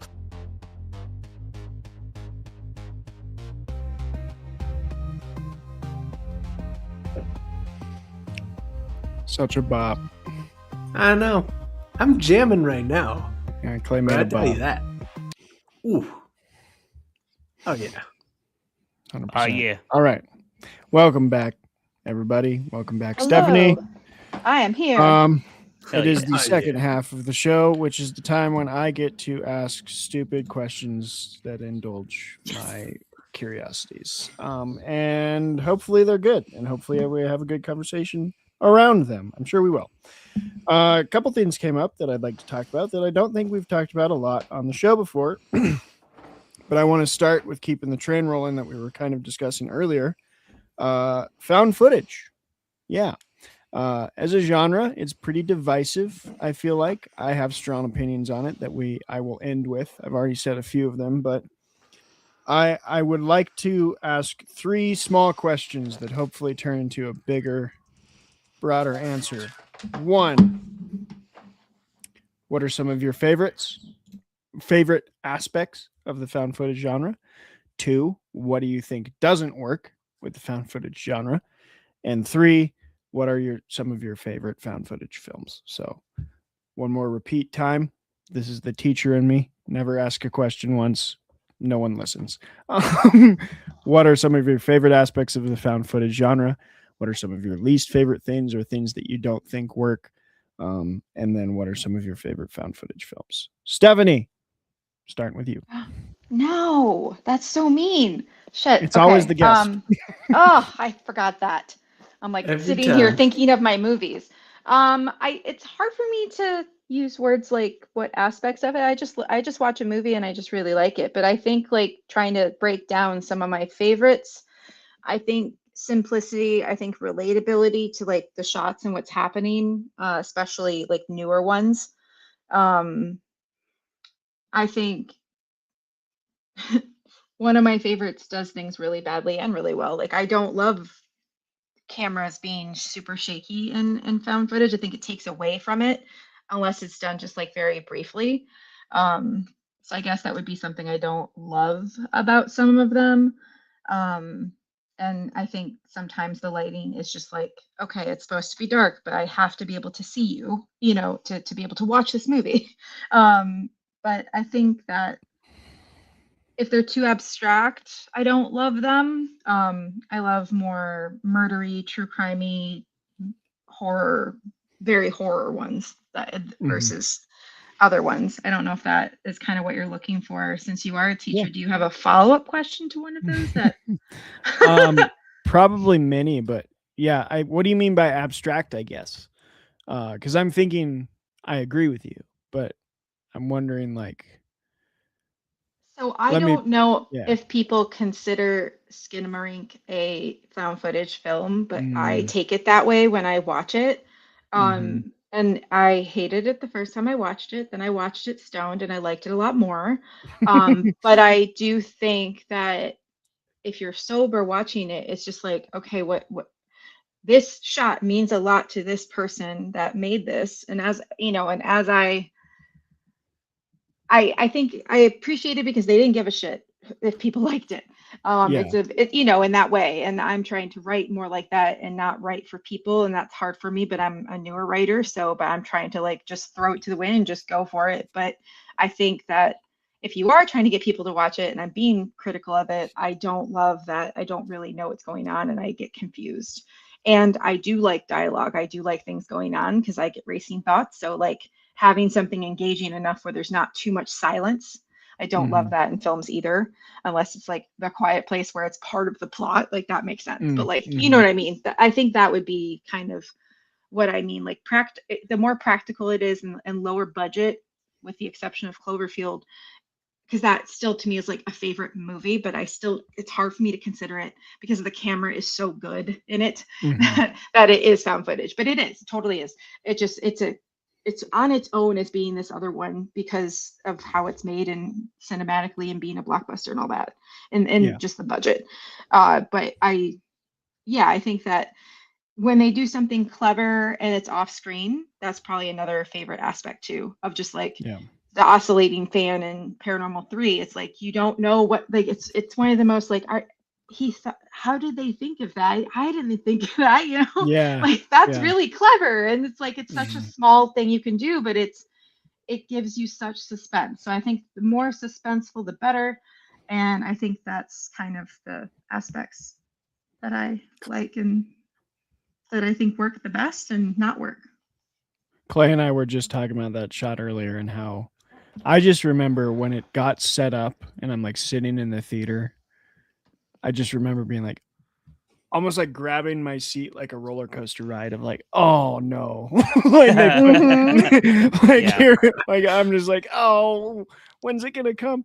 And I was almost like angry of like, oh, this is such a good tool, but I'm also terrified right now, and they got me, and I thought that was really cool. But Clay, what are some of your favorite aspects, least favorite, and favorite found footage films? I didn't give my favorite films. Oh yeah, I'm sorry. No, it's Stephanie, okay. I want to I'll throw a few in and then I'll shut up. Do it. But I have a lot, but I will. The first Hell House I really enjoyed. Yes! I already talked about Host. Hell House, yes, Hell House. You are the only other person I've ever met who's watched Hell House. Are you serious? Oh my gosh, I've seen them all. Oh. Well, we're gonna have to have a friend date where we hash it out because I have not really talked to anyone either that has seen it. So I would love to do that sometime. But Hell House LLC specifically, and I really did like the Carmichael Manor one. It's very different. You don't need to see the original, really. You could actually flip them and see them the different way, which I like when movies do that. I would say another few of my favorites are, I'm looking at a list, I'm totally cheating. Catfish, one of the first found footage films that a lot of people forget about. Catfish is not horror. It's just found footage. It's a fake documentary. It's not really. I'm confusing it. I have it in my found footage folder because it feels like found footage, but it's not. It's just documentary MTV. That was like the first time someone did that. Blackwell Ghost series, another series that did things very simplistically, but I think it worked really well. I like Blackwell. And I really like The Bay. That's another one that some people haven't seen. And at the house that October built, also known as the Blue Skeleton, phenomenal. Those two together are excellent. There's ones I don't have on the list because I'll never watch them again. So I guess you could say those are good as Megan is Missing. It was just horrible and lots of rape, and I don't love that. I saw that one and done. And not Searching and Missing. Those are thrillers, not horror, but they are like everything on the screen. So those are some. If you haven't, I gave you a couple that aren't as popular. So hopefully people will hear that and they'll add to their watch. Yeah. Those are all good options. I like Blackwell. I also, you've totally met someone who watches LLC. Sorry, you. LLC. Yeah, you. Hell House is awesome. Maybe we could just do it next season, Stephanie. We could have you back on and do Hell House LLC. Do it. I could put that movie down too. Like it's kind of like paranormal because it's like found footage. You can find shit to put down if you have to. At first, when I noticed that that's how you guys do the show, I was like, "That's crazy. I'm not going to know beforehand. I can't prep. I got to prep both ways then." And that's what I did. Yeah. I was ready. But I would love to come back on and do Hell House. Hell yeah. We could also do the whole series, which provides a lot more fodder for putting it down because a couple of them are terrible. Trash. Oh, there's some That's bad my ones. bread and butter, really. Oh, I forgot my newest favorite one. Sorry, Shelby Oaks. Oh, okay. I haven't seen that one yet, but I've heard many things. Excellent. I really liked it. I have heard from my kind of film snobbery friends that it's everything wrong with filmmaking, and I've heard from horror people that it's good. So I just don't know what to believe. It's not found footage though. It's just doc style. Sorry, I get confused when they do doc style. It's technically not found footage. I think they find footage in the documentary they're making. Yeah, I mean, I think that counts. A little bit found footage. It's adjacent. Yeah. It's like Lake Mungo, which is like Lake Mungo. That's Lake so Mungo's good. awesome, and it's So very good. similar to Lake Mungo because there's like interviews and stuff. So I don't know if you can technically call Lake Mungo found footage, but I don't know. I still put it in the same category because it's still that same kind of style. And I mean, We're on the same page then. Yeah, I would say Blackwell House is kind of in that similar vein as well. Yeah, where that's it's fair. Yeah, mock doc. Yeah, mock doc counts in my opinion. Yeah, So hell yeah. And on that note, you've pretty much named all my favorite ones that I would list off that are like not in the mainstream, except for one. There's one found footage movie I just discovered on a random Shudder binge one day that is an absolute banger, and nobody talks about it. I've written a review for it, but it's fucking awesome, and everybody should watch it. It's called Butterfly Kisses. That movie is fucking sweet. You should go check it out. It's got a great premise and a great monster. I'm a huge fan of like fun folklore. Like if you hit me with a folklore creature that I've never heard of, you've already got me. So the concept in this one, I just have to tell you, is the Geist or ghost. You know, that's like the Germanic word for ghost is Geist. So it's a type of Geist, and where it lives is in the liminal space between your vision and like your peripheral. So when you think you see a strange shape out the side of your eye, there's a Germanic belief that there is that shape there. It is this type of Geist. And if you look at it, if you look long enough, that Geist will appear to you, but you have to do it without blinking. So the idea is if you look at this Geist long enough without blinking, it will appear to you, but then it starts to follow you around. So they do this by capturing it with a camera, and then it kind of lives in the camera lens. So every subsequent time they turn the camera on, it gets closer and closer and closer. It's a really good horror movie. Definitely recommend it. Butterfly Kisses. It's on a sticky note. Hey, puppy. Yeah. Hopefully that's one of the sticky notes that doesn't just get randomly tossed asunder. But I definitely recommend watching Butterfly Kisses. That's one of my favorites. Otherwise, Lake Mungo, if you haven't seen that, is great as well. And that's free on Shudder. Both of these movies are free on Shudder. Aside from that, we've listed them all, but like Cloverfield's a big one, obviously. Yeah. I really do recommend watching at least the main trilogy of Paranormal Activity, but even the other spinoffs are pretty fun. Like if you like Paranormal Activity, you'll probably like them, you know? I do think 1 through 3 though, there's good in all of those. My favorite, I think the scariest one is definitely 3, just because I'm more attached to the characters, so therefore I care a little bit more if they die, but I also know they're gonna die, and I think that ending sequence is just fucking phenomenal. Also, I got to speak to that oscillating shot because it is so good. It's the tensest little setup ever in a found footage film. I can't think of one that's more tense than that, like single shot in terms of a single shot. And I love that they don't abuse it. They don't overuse it. They don't like bash us with it. They use it here and there, but the only time it's actually scary is one very subtle scene, and it's fucking awesome. It's just a quick little callback to earlier in the story. It's just a great piece of writing, great piece of horror cinema. It's just that little scene where the sheet is standing there as a ghost, and then it just drops and nothing's under it. So great. Definitely go check that out though if you haven't seen it. So yeah. Aspects that work, I agree with what you said in your debate, Travis. I think the best thing about found footage, well, the two best things about found footage, it's the closeness of the audience to the POV. You literally feel like you are the person. So you're watching it from a very different sensibility than you would as an outside observer. It kind of removes that feeling that you're watching a movie, ironically, even though you know very much that you're watching something on a camera because it tells you that.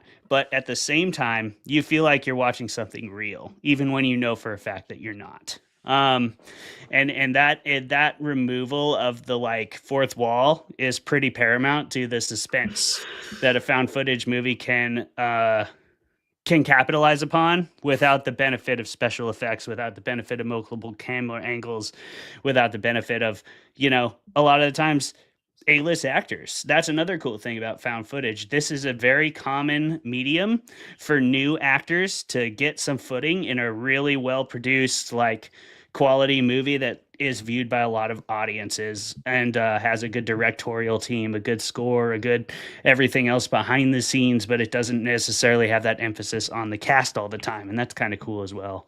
And then I also think found footage does a really good job of something else. And now I'm drawing a blank on it. So I'm going to let Jeremy talk for a little bit because I had another point, but I've forgotten it. We'll come back to it. Jeremy? Yeah.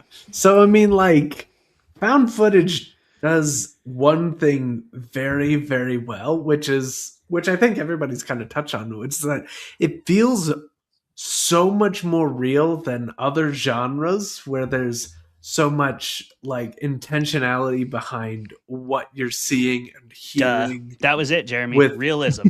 That was it. With the scripting and like the framing and everything, it feels so much more real than other genres, especially when you have performances that are too wooden to be fake.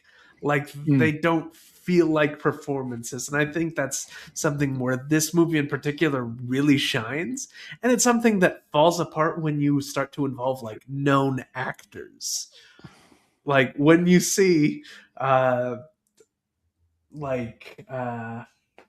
don't even know who's in a lot of horror movies. Nicolas Cage. Nicolas Cage. If you spot Nicolas Cage, you're like, oh right, this is a movie. He's probably been in a found footage film. This is straight up a movie. Yeah. When you spot an actor, you're like, oh right, this is straight up a movie, and this is fake, and I can dissociate from this. Yeah. Now, obviously, there are the drawbacks of found footage that I have touched on before, which is like, why are you still filming? Most found footage films fail to answer even that basic question. It's the biggest problem with most of them. I would even say like Cloverfield, which I think is one of the best. Yeah. Does not answer Cloverfield. It does not answer you would have dropped this camera like So 6 times. You would have dropped the camera to run for your goddamn life from literal Godzilla. It's crazy that you still have this rolling. Like, what kind of battery life do you even have that this is still happening? Yeah. Okay. Then, of course, there's the thing where the cinematography is shit. Usually. Almost entirely. Like, from beginning to end in this movie, with the exception of, like, the bedroom scenes, which are, like, that's where you're glued to the screen because you're watching every square inch of that shit. It's crazy. But then, of course, there is which I mentioned before, the part where the meta narrative is kind of fucked. Like, who is even supposed to have put this together as a movie if this is supposed to be a real thing? Like, who got their hands on, like, evidence from a crime scene that they decided, like, yes, this deserves a cinematic release? It's like if The Lord of the Rings, which J.R.R. Tolkien was supposed to have just found and translated into English, also included like a grisly murder of our modern day. And we're like, oh, that's why is That's this what kind happened of to falls Theoden. apart for me in that I sense. I think there is a couple that answer that. If I can jump in here, Jeremy, and talk Please about do. kind of- But Butterfly Kisses answers that because it takes the, sorry to interrupt Travis, but just because I'm the only one that knows about Butterfly Kisses, it does that because it is actually a guy. The premise of it is basically the answer to that question, which is the guy doing it. His goal is to prove that this is real because he found this footage and he's making a documentary. So it's like a documentary with the found footage as a Right. part of it. It's so And it cool. includes interviews and stuff. He even gets a cameo. It's awesome in the movie. I love this movie, you guys. But he gets a cameo from the guy who created Blair Witch. And he gets the guy from Blair Witch to like do an interview for his documentary, and he thinks it's going to be like helpful for him. And the guy from Blair Witch is like, "This guy's a fucking piece of shit." It's so good. I like when I watched that movie, I was not expecting it to be that good. Oh, you watched it, Stephanie. You watched it? I did. Awesome. Yeah.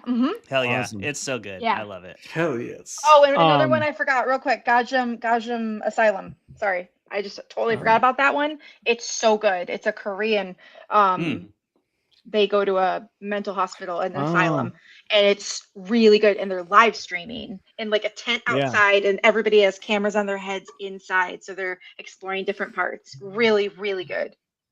Can you Rex email that to me was so I good. can put the name in the show notes? Because Yes. I will watch that one as well. It will go on my version of a sticky note, which is my notes file in my computer. Absolutely. Yeah, Hell Rec yes. in the same way, kind of Rec. If we're going for it, like what was Rec? Spanish, I think. I think it was from Spain. REC. Not the American remake, Quarantine. It's not nearly as good. The original Spanish one is like super creepy, good zombie movie. But I think Jeremy. Okay, I had a thought. It was a mild pushback, but maybe not. I would like to dig maybe into the cinematography thing, and anyone jump in there if you want. Like bad cinematography. I can't. I don't get it either. I'm sorry. I'm going to go with Travis on this. I'm like, you can't have good cinematography because it's not produced. But it's not meant to be produced, so it's going to look like shit.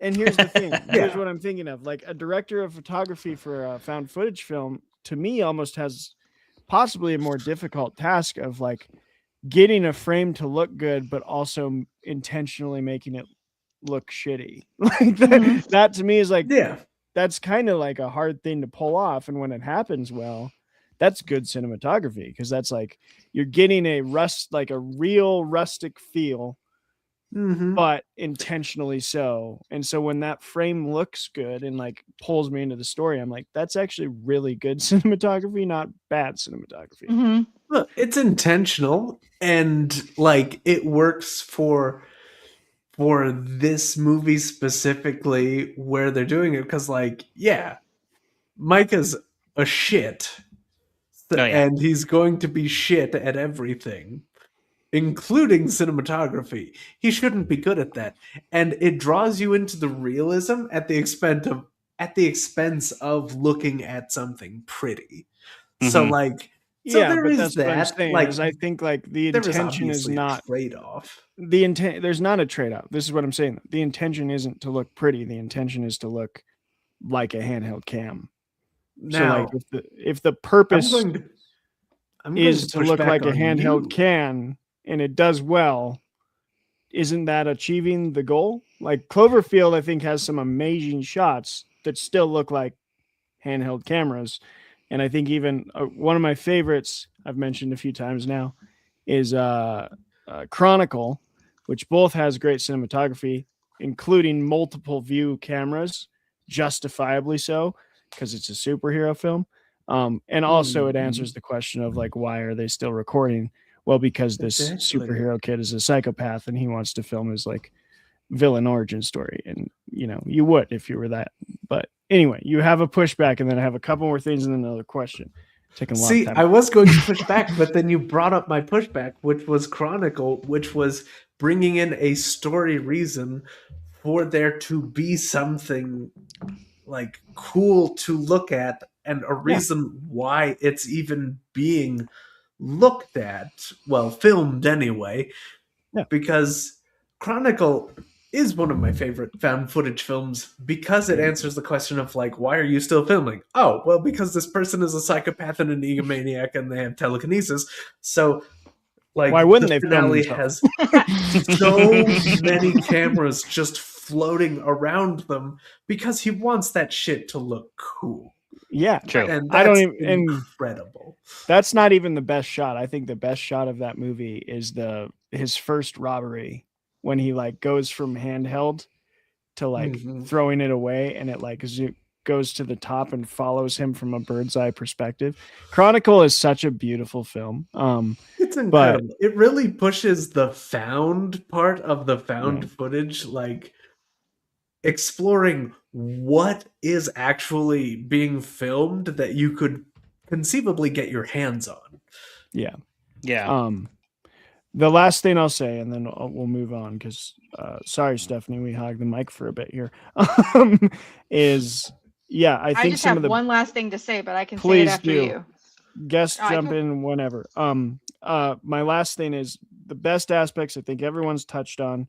I think the worst aspects too is that it's hard to give a reason for why people continue to film. But I think what makes found footage click, the one thing that no one's mentioned, is I think the best found footage movies aren't necessarily like, why are you still continuing to film, but like, why is this the medium? And like, so Cloverfield, we don't have a great reason why they're filming. Paranormal Activity, we kind of do. Chronicle, we do. All these things. But I'm more like, why did you film it as a found footage film? And there's a lot of movies where I'm like, this would have been much better just as a movie. Like clearly you did this because it's cheap. But when you see a movie that you're like, in any other medium, I would not get the same effect. I think that's what makes found footage films great. And I think Paranormal Activity does that. Definitely Cloverfield does that, because it's like, it puts you in the city as it's like crumbling around and you barely see the monster. That was really powerful. And Chronicle as well, where it's like, we've seen the superhero movie 1,000 times. Here's a different take on it that you're not going to see anywhere else. So I think when it's like, it had to be this medium, I think that's like the coolest thing. But Stephanie. I don't think, I'm kind of on my computer, in the background, I put stuff up when you guys say it's just cool. I don't think I've seen Chronicle. Oh, yeah. This does not, I'm watching the trailer and I'm like, this doesn't look familiar. I don't remember this. This does Me not, either. I don't know anything. I'm actually really happy no one said anything really spoily about it, because I really have not seen this. So I'm going to put it on my list. I'm going to watch it this weekend. I'm pumped. What I did want to say is, you're not going to like me after I say this. It's okay. You won't want me back, but I'm going to go out with a bang. I remembered why I shut Cloverfield out of my life for like 3 years after I found out the information I'm about to tell you, if you don't already know. Please don't. So Cloverfield is a movie where it makes you think, this is found footage. But I didn't know that, this random guy who says he's filming on a small portable camera is actually not filming on a consumer camcorder. They actually made a high-end digital camera look like a camcorder, and it was actually filmed on a camera that costs over $100K. I mean, that makes sense. And then but come on, then they they degraded it during post-production so they can make it look like it was found footage. And that just pisses me off. You like, oh, we have a shitload more money than you fuckers making these Blair Witches and Paranormal Activities. So we corporate bitches are going to get a couple people that people know in this, like B-level actors. We're going to put real great cameras out there, and then we're going to make it look a little shittier so you really like it, and it gives you that blockbuster cinematic feel that a movie does. But we're going to do it and say it was found footage, and all you hipsters that love found footage are going to come see this in the theater, be like, oh my god, and you're going to fall in love with it. And we did, and I still love it. I really hate that fact. So yeah, Get you know, him, you Stephanie. fight the good fight, Stephanie, and I will be the guy that's just like, I'm still gonna buy the McDonald's. It makes it feel I'm still better. getting a Big Mac. I still recommend it. I Cloverfield. still love it. Cloverfield's still great. I just don't think they should market it as a found footage film. That's all. That's fair. Because it's not. I agree. You know, like No, it's a blockbuster. Mhm. I but won't it was a pretend to damn know. good blockbuster. In Chronicle, I can't wait to Speaking- watch it. I'm so happy. I rarely get movies on podcasts that I actually have not seen because I'm just a nerd. Like Butterfly Mhm. Kisses, yeah, I had seen that, but Chronicle, I'm like, how did I miss that? Okay, but great. Yeah. Huge actors, huge name actors that were not big at the time. Like Wow, Michael B. that's Jordan, awesome. no one knew about him. And he's Dane just in this movie. DeHaan. Dane Some DeHaan, people don't yeah. even know he was in Fruitvale Station, and I'm like, Yeah. how do you not know he was in that? Like, he was incredible in that movie, and I Because I need to see didn't him hear in of it this. until just now. Damn, Jeremy. You didn't know Um, that Fruitville Station had Michael B. Jordan in it because you didn't know Oh, it existed. it is. Speaking It's excellent. It is excellent. Heartbreaking, but excellent. Speaking of Cloverfield being misadvertised, I want to talk about, we've never talked about this on the show in depth. I have held in my back pocket a grudge against a comment Jeremy made a long time ago. Yeah, like a beg your long time pardon. ago. Yeah, that all trailers are lies. And I want to talk about advertisements and trailers because I don't know if I necessarily believe some. I think some trailers are definitely lies. But I think there's an art to the movie trailer. And yeah, I'd just love to hear y'all's opinions on the Paranormal Activity ad, because it was insane. And that was, you know, what's the word? Catching fire. That's not the right term. Anyway, it'll never happen again. I think it's the second greatest. Like lightning in a bottle. Is that lightning in what a you're trying to bottle? say? Yeah. Yes. I think it's the second greatest horror movie advertisement in history, only behind Smile, because Smile was awesome. And yeah, I just love to talk about what you think of trailers. Do you even watch them? Have you given up on them? Do you think they can be good? Lots of questions packed in there, but let's nerd out about trailers a bit. Stephanie? I think if a trailer can get me to want to watch the movie that immediate, then hell yeah, I love the trailer. And I think some of them are great. And then some, the longer I watch it, I'm like, so am I going to not know anything going into this? Or did you just spoil everything for me? I am a person that likes kind of a little summary before I go into a movie, especially if it's going to be complex.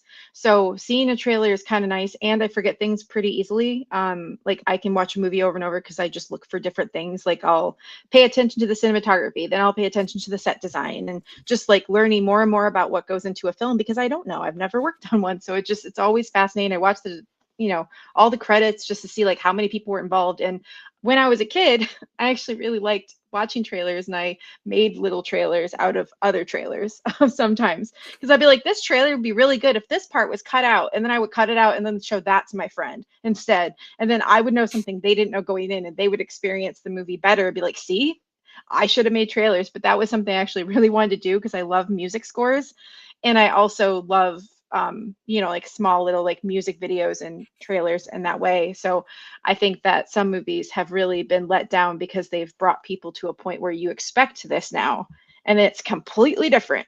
So that's also something I feel very frustrated into. Or they show you a clip that's never in the movie. Oh, I don't like that. Save that for the DVD for me, but I don't want that, because like then you're just leading me on to think something else. I do love going back and watching old trailers before I pick hey, what do I want to watch tonight? I'll queue up like 2 or 3 trailers and watch them, and then I'll figure out what I'm in the mood for based on those. Because some of the old ones, the old trailers are where it's at. Back when you could go to the movie old theater. 90s trailers, yeah. Oh, I love finding those on YouTube and watching them. I'll like queue up like 10 of my favorite movies and just watch the old trailers because maybe I don't have time to rewatch them all tonight. But that brings me so much joy. And like, yeah, California Raisins dancing across the screen, actual trivia that you don't have to play on your phone, that you yell out in the theater with people. Like that was fun. And those trailers now starring, like the guy who did almost all the trailers. He was incredible, and we all know him. You can hear him in your head. So in a good. world, yeah, like In a it's world. just so good. In a world. After the death of, just so that was many good. things like that were so great. So I think they've, I do like going along with that. The last thing I'll say before someone can jump in, it just like teasers. I actually really like teasers more than trailers now. That we actually get both. Because you get a teaser and it's kind of out of context, but you get a little bit of what the movie is. And sometimes it's not even with music, it's an actual scene from the movie. And I really enjoyed that. But there have been, there have been trailers where I've been like, wow, they really lowballed that and it was really good, but it was still like the trailer. And that's like, I think really where you want to land. You want to grab someone, but don't give away everything. And I wish more trailers could do that. Jeremy. Oh, well, I feel very called out, not only from getting the spotlight so early, but Travis, I am going to say, I think the advertising for Paranormal Activity was a lie because it showed nothing about the actual movie. Like there was Did you jump in the theater though? Because I didn't. I didn't. I watched it like, oh, they're moving the chandelier swinging. Like, oh, that's kind of spooky. But look, I think I was 13, so you were 13, Travis. I was a mature 17-year-old. Oh, fuck all of you. I'm sorry. I'm just a baby. I'm an enormous baby, everyone. Anyway. But what it is, look, I think it's, of course, the job of the people cutting together the trailers to put together the things that they think are sellable about a movie to make it sell. And that's obviously going to be a lie. I will, of course, refer to my favorite movie, Speed Racer, and the advertising for it, where the Wachowskis came off of the Matrix trilogy and did Speed Racer, a movie for children that was goddamn insane. And the advertising for it sold it as like some almost like a gritty action movie when it super wasn't. No. And yeah, it is divorced from whatever the reality of the movie is basically every single time, to the point where you do get like Marvel movies showing things that fully never happen in the movie while they're advertising for it, because they're selling a vibe, not a movie.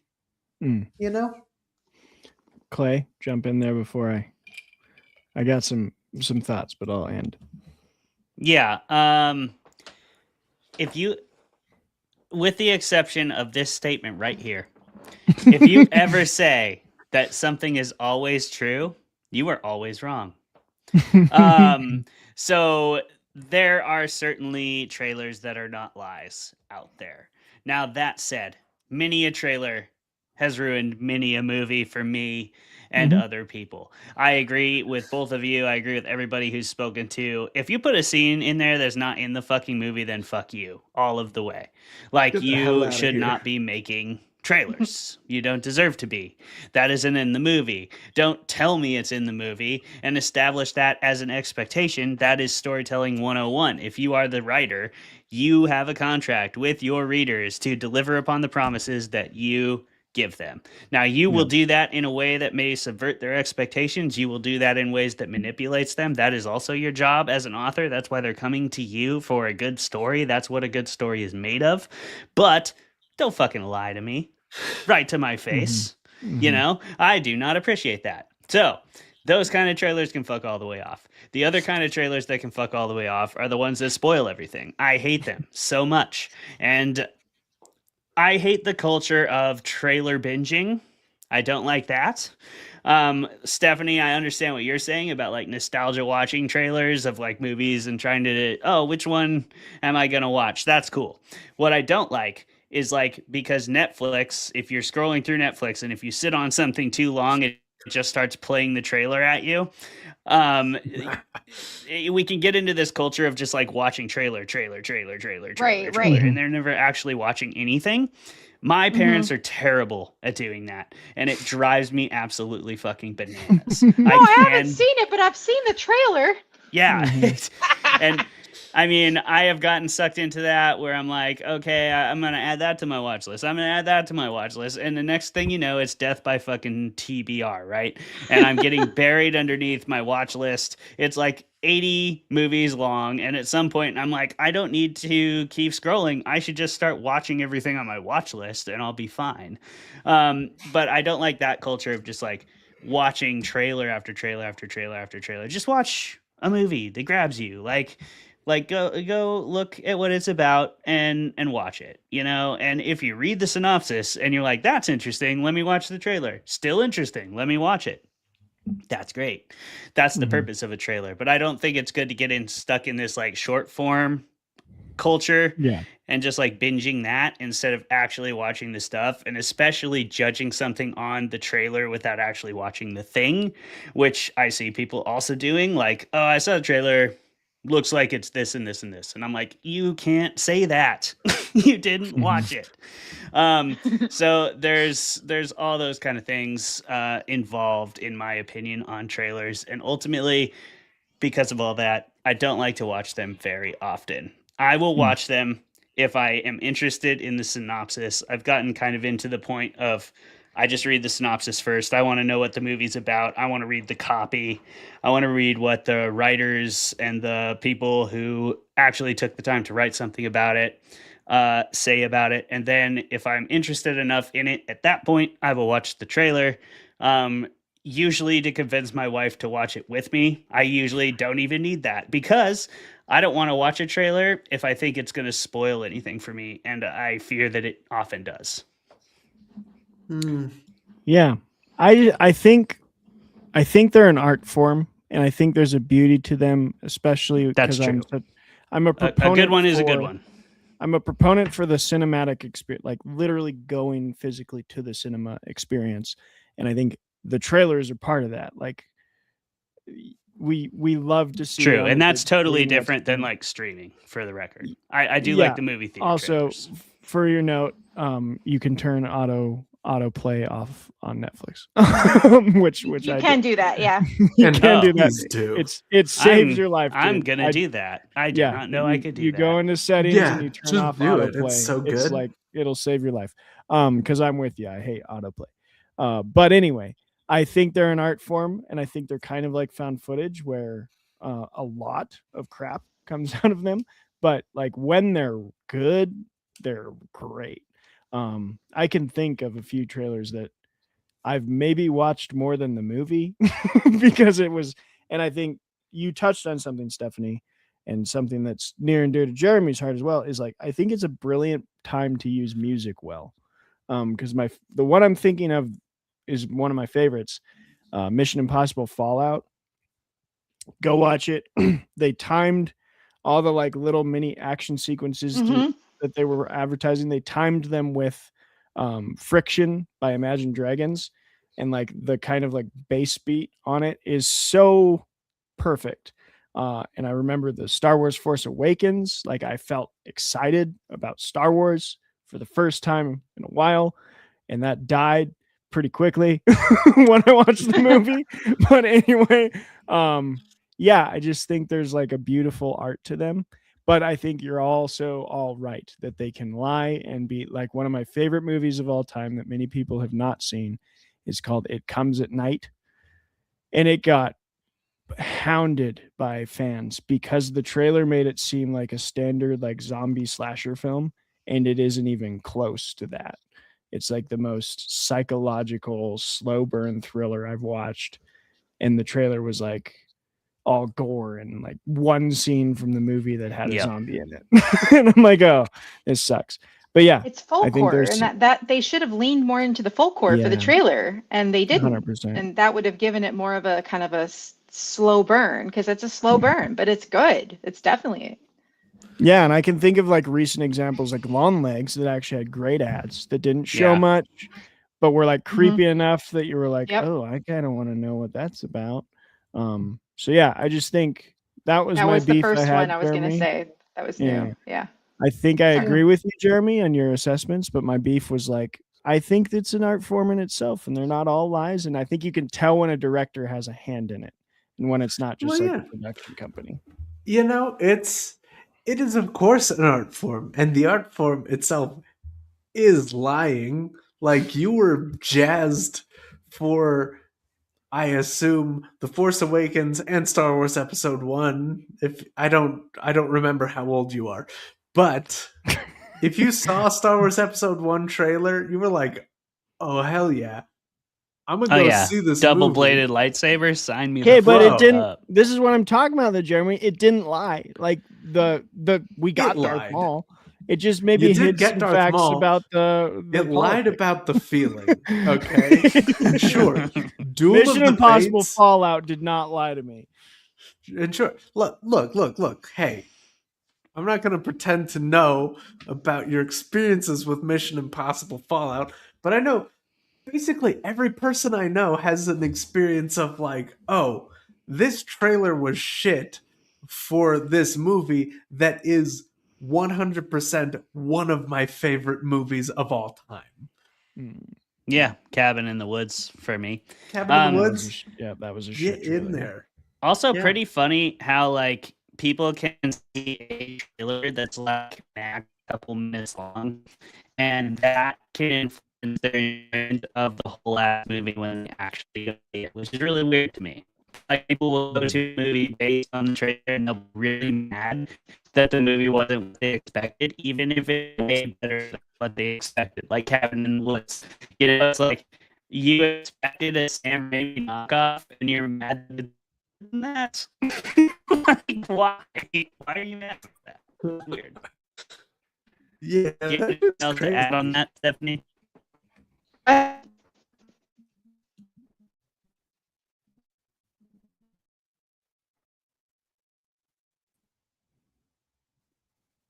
Oh no.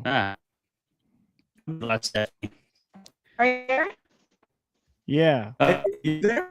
You're sort of losing everything. I don't know why.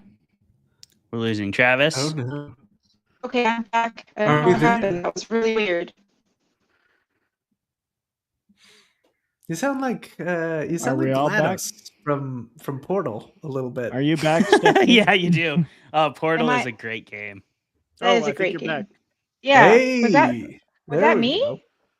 No, I don't know what who that was. It was everybody. Okay. Demons. It was everybody. We may never know. Yeah. Could have been demons the whole time. Digital demons. Stephanie, what did you want to add? I don't think I did. One of my favorite things also to do once in a while is when there's a DVD release for a cult classic and they redo a trailer for it. They're always so much better. And that's like a really cool way to like redeem one of your favorites. And one of my favorite trailers I remember seeing as a kid, and I was blown away, and I'm still blown away by the movie, is the starring beautiful blockbuster crazy movie that we know as Speed. That had one of the best trailers ever. I love the trailer. I love the movie still so much. And I was like 10 years old when it came out. And I was just like, what is this? This is crazy. And I just thought that was life. My mom watched daytime television, and then I watched action movies. So life was quite dramatic for me at that age. Nice. There's a YouTube channel that recuts trailers in different genres. That's really funny. Like does horror movies as rom-coms and like rom-coms as horror movies. One of my favorites is they do Friends as a horror thriller, and it's like Ross Geller just being a psychopath. But anyway, That's great. I have he one is more. a psychopath, so He is. I don't do get have me to, started. before you ask one more, Travis, I do have to Yeah, throw in, I will give credit where it's due to one more modern trailer that really worked for me. In fact, it got me to watch the movie, and that's a rare thing. So I want to shout it out. No Other Choice. Oh yeah. By Park Chan-wook. That movie's fucking awesome. If you haven't seen it yet, I definitely recommend checking it out. Oscar nominee. Yeah, it's an Oscar nom, as it should be. It's fucking awesome, and the trailer is great. It's a Park Chan-wook movie. Like, it's great. It's gonna be bananas. Go check it out. It's as bananas as you think it will be, and it's so great. And the trailer will. That's one where I say watch the trailer. It doesn't spoil anything, but it gives you the promise of the premise, and that's what I think a good trailer should do. I agree. Well said. I've been enjoying the Odyssey ones, despite people being like the armor's not historically accurate. It's like, go look up Greek armor. It looks stupid. Like, it's okay that we have. It's fine that we're going Hollywood. It's fine. Anyway, Elvish armor is stupid in the Lord of the Rings, but it looks cool as fuck. And let's just cool. admit that. Rule of cool. It's Guys. both Come on. things. Let's play the rule of cool. Stephanie, I are wanna you talk- cool with one more question? We're getting to Oh the yeah. 2 hours. I'm good. This is my this is the highlight of my evening and my weekend. So you guys go for it. Thanks. Let's go. Yeah. Hell yes. Sorry, I wasn't paying attention to time enough. Anyway. Okay. Last question. I want to go more into kind of what you guys, just a question to you, Stephanie and Clayton, and you, Jeremy, if you want to pitch in there, but more to Stephanie and Clayton specifically. I want to talk about collections and anthologies. Or maybe you and suck kind of, it. I don't know. I know that Clayton and Stephanie, you've both put together collections, anthologies, kind of curated these stories into something that is cohesive through line, or at least like has a similar audience that's going to be grasped. And I'd just love to hear you talk through that process, because I think they're really cool and maybe underappreciated. They can be incredibly fun to flip through and read. We've talked about short story collections before, but I don't think I've ever asked on that kind of like formation side of it. What goes into making an anthology or a collection, and what are you thinking about when you're trying to make it the best you possibly can? Stephanie. Yeah, go Stephanie. I would say, and I'm very new to this, but for me, I think it's really important to pick a subject that you want to read a lot about, and that you want to read a lot about that's really well written and not so well written. And you're probably going to get about a quarter of that has nothing to do with what you asked for, and you have no idea how it got in the pile. That's for me, what I've seen so far. I will read like 3 or 4 stories that are like, okay, this is pretty good. And then I'll hit finally like 2 or 3 that I'm like, yes. And then it's like the other one might be better off like before or after a story. So you can really strengthen someone's writing by like maybe not putting them the closest to your featured authors, your invited authors. So for, that's a really important part. And luckily I've been in the book industry, I've been a indie bookshop owner since 2018. So like I had a lot of connections with authors to begin with, which really did help my first collection have some bangers in it, and my second set too. I'm just very, very grateful for that, and that people are excited to be part of this. And then just to be like, I was editing Clay McLeod Chapman, and I'm like, what am I doing? This is so crazy. And it's like, I didn't have not really any notes for him, but I think I had like one question because I had to throw something in. And that's really fun, but I think just really making sure the subject is something you're passionate about and that you care about, because if you don't, then it's just like you're not going to pick the best for the work. You're not going to be as critical as you should be for the subject. And like I don't like really, I try not to overthink the order too much, or I will go crazy of the order of it. So that's the selection, is I usually pick about 5 to 8 authors that are very well known, or at least mid-level well known. And then I throw them into people who've maybe never been published, which made me cry numerous times during the process. I had like 2 people who like took a photo of their book and was like, I'm published. This is my first book ever. And I'm like, this is amazing. This is that's such a warm, fuzzy feeling that I love. And that was really fun to work with people and create an online community of authors that were newer. Some, one of them's a teacher from Florida, and one of them is, like, I try to make it diverse as well, age, all of the things. But I definitely want if a number of people are diverse, I want to make sure I give them an opportunity to be in it. So, but I do blind read. I blind read my top, maybe like I cut my first cuts, I do blind. Then I look at everybody when I'm like, okay, this is a solid number of people. Let me see, because I don't want to pick all men or all women. Like, I want to make sure I do have a good collection of their backgrounds too. So, because I want people to read this and know, hey, I'm like this author, because every author gets one bio page. They never fill it, but it's I give them that. I want people to read about an author that maybe is like them. And that's important to me. So I think that it could be really frustrating too, because you're reading stuff and then you'll be reading along and being like, this doesn't match. Like it might match what your open call was, but then it doesn't. And you're like, dude, I just read like 3,000 words and you didn't even talk about the main subject that I want. Like in this, like that like no reference to fall or Halloween. Like what I mean, like, that's horror, but it's not going to go in this collection. So I think, and I think honestly, my biggest thing that I still struggle with is invited authors get kind of like a pass of what they want to write about. Like they have your collection in mind, but some of them go really far and you're like, they already wrote it. It's not like they don't propose it to you. Like, you want them in your collection. They're going to write whatever they want about that subject in the amount of words that you give them. So if it ends up not really matching, unfortunately, the submissions, that can be kind of hard, because I'm usually getting that story after I've picked the people that are going to be in it. Like, I have them committed, like, hey, they're going to give me their story. And I could switch around the process of when I get what, I could change that in the future. That's something I might think about. But, you'll have just random authors and their stories like this doesn't go with anyone because they're just so out there, and it's great. But it's like, where do I put that in the lineup? So that I don't usually put that in the first half, because I don't want people to think all the stories are like that.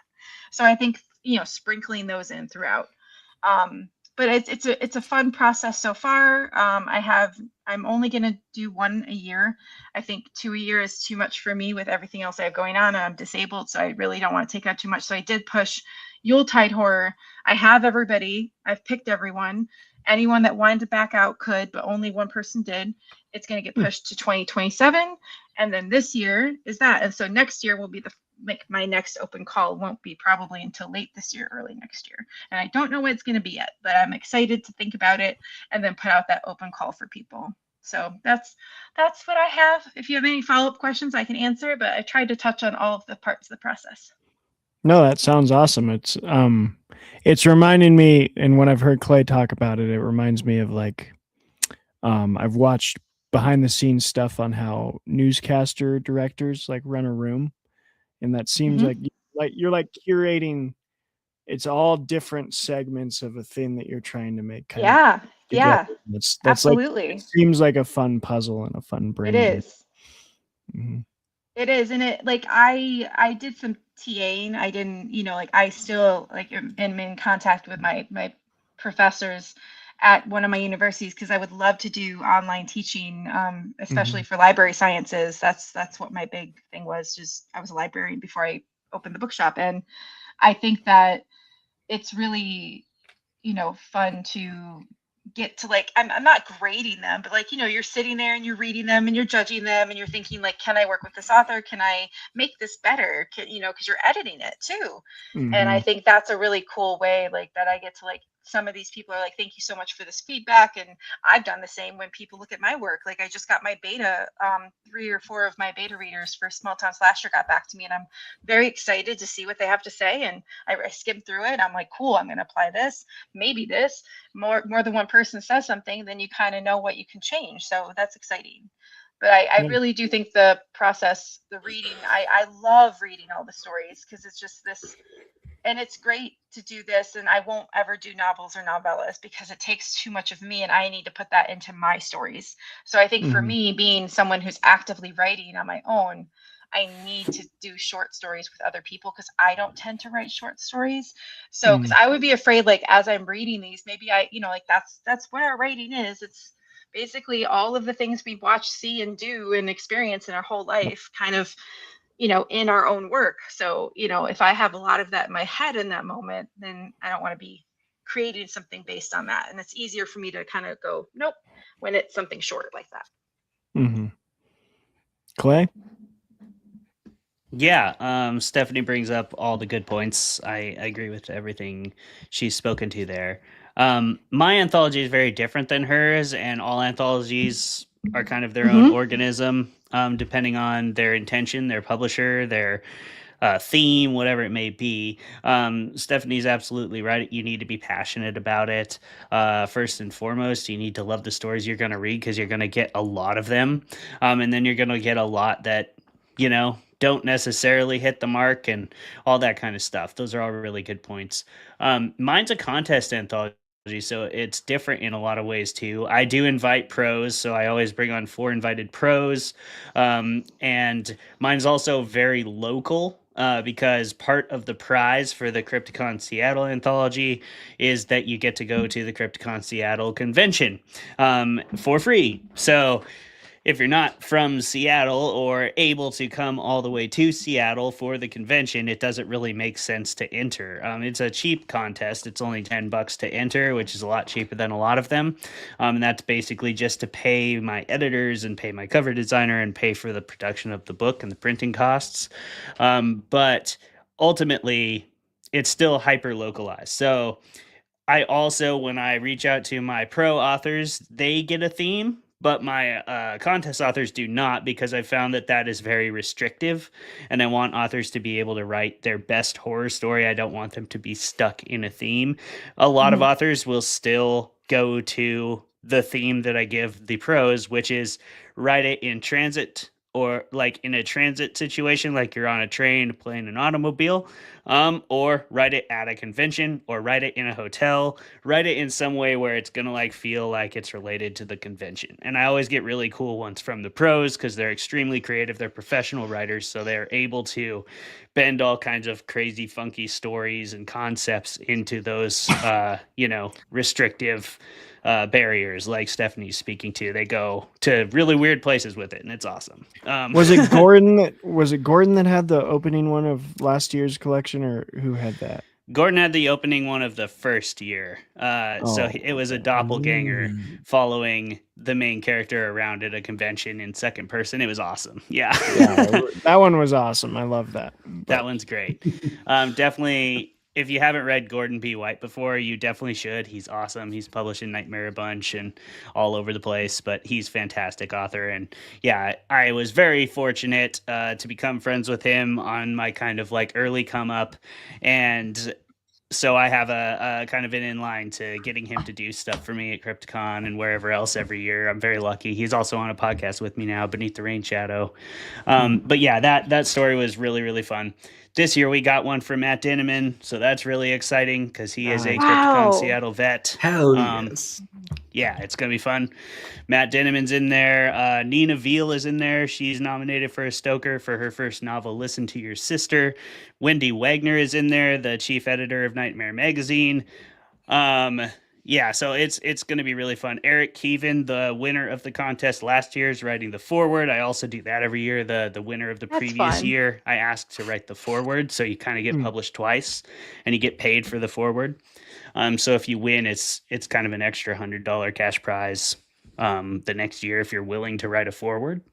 So anyway, it's going to be really fun. Oh, and the other person in there's Alyssa Alessi, my friend from Boston. She runs the Spooktastic Book Fair out there, and she wrote a thirsty ass erotica horror story. So that's going to be really funny. Tune in for that. It's super gruesome and awesome. But anyway, that one's weird, right? Because I have some themed pro stories, and then I have to select from the contest, and I genuinely, like you, Stephanie, I read those blind. I try to, I read the slush. So for those of you who don't know, we call it the slush pile because you get like tons of submissions. You have to wade through those, and then you get your top whatever. I narrow it down. My process is narrowing it down to 16. And then I send those to my co-editor, Tamara K. Selman. She helps me whittle it down to 10. And then once we have the top 10, then we send those to our panel of juries. We have a 4-person jury from different authors all around the industry, and they're anonymous.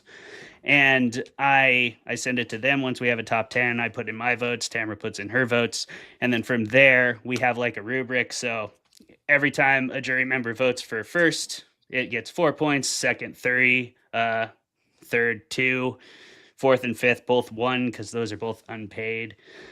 So that's kind of the rubric, and then we make any decisions on ties, the editors do, based on another kind of criteria. So mine is kind of mathematical, jury based, but I do all the stuff Stephanie's talking about in that slush phase when I'm narrowing it down from like 50 some submissions or however many down to 16. Tamara's helping me get it down to 10, and then we're passing it on to the jury to help us make the decision, because the first couple of years I did it completely by myself, and that wasn't really the best, I don't think, because I like a certain kind of story, and I recognize that, and other people like all kinds of different horror, so I want to make sure and be as inclusive as possible as well. So yeah, having the jury involved in everything when it's a contest and people are paying money into it feels extra important to me, so that's kind of a different angle, but yeah, I guess that's the process for that one. I think that answers your question. Yeah, I wanted to ask it because to get like the inside from you guys, but also I feel like one thing we have an opportunity to do on the show is advertise the diverse amount of things you can do as a writer. Like I think when I was first looking at books and reading books, it was like, oh yeah, if you want to be a writer, you have to write a novel, and it's like, no man, like you can be an editor. There's a lot. Jump into anthologies, you can do short fiction, you can get into, there's a lot, and I think it's cool to hear those different perspectives from like you, Stephanie, and you, Clay. Short fiction's awesome. If people are out there looking for something to do as a writer, there's a lot to do. So that's all. Jeremy, if you want to jump in there, but that's all I had. Oh yeah, I'll jump in on this, and of course, this does come with the disclaimer that my experience of this comes from putting together the order for one rap album. Yes. So like, I don't have the experience that Clay has with digging through the Slush catalog, this heap of literature, but like, there is this difficulty in separating what is good from what works for the flow, as well as the overarching narrative, and putting things not only that work, but like where specifically they do work, and like that I think is the true test of like the caliber of an anthology series. Like reading through, say, A Collapse of Horses, it's clear that every story in there was like intentionally put there, and not only intentionally included, but intentionally put where it was included. And I think that's a lot of what makes, say, an anthology series really like work and resonate. And like, sure, it works for an album that no one will ever listen to, maybe. I have. Yeah, I know you have. God bless you. God bless you. Go on Spotify and look up. Don't tell them. Let them do the work. Yeah, they gotta find it. They gotta find it. That's no, the I'm game. putting in the private chat for Stephanie. No, don't. It's the game. I mean, Stephanie, Jeremy, and I have a rap album. Good luck finding it. It exists. Look, if you look it up by my name, it's actually pretty easy to find. That is easier. Okay. It's harder for my name because I was under a pseudonym at the time.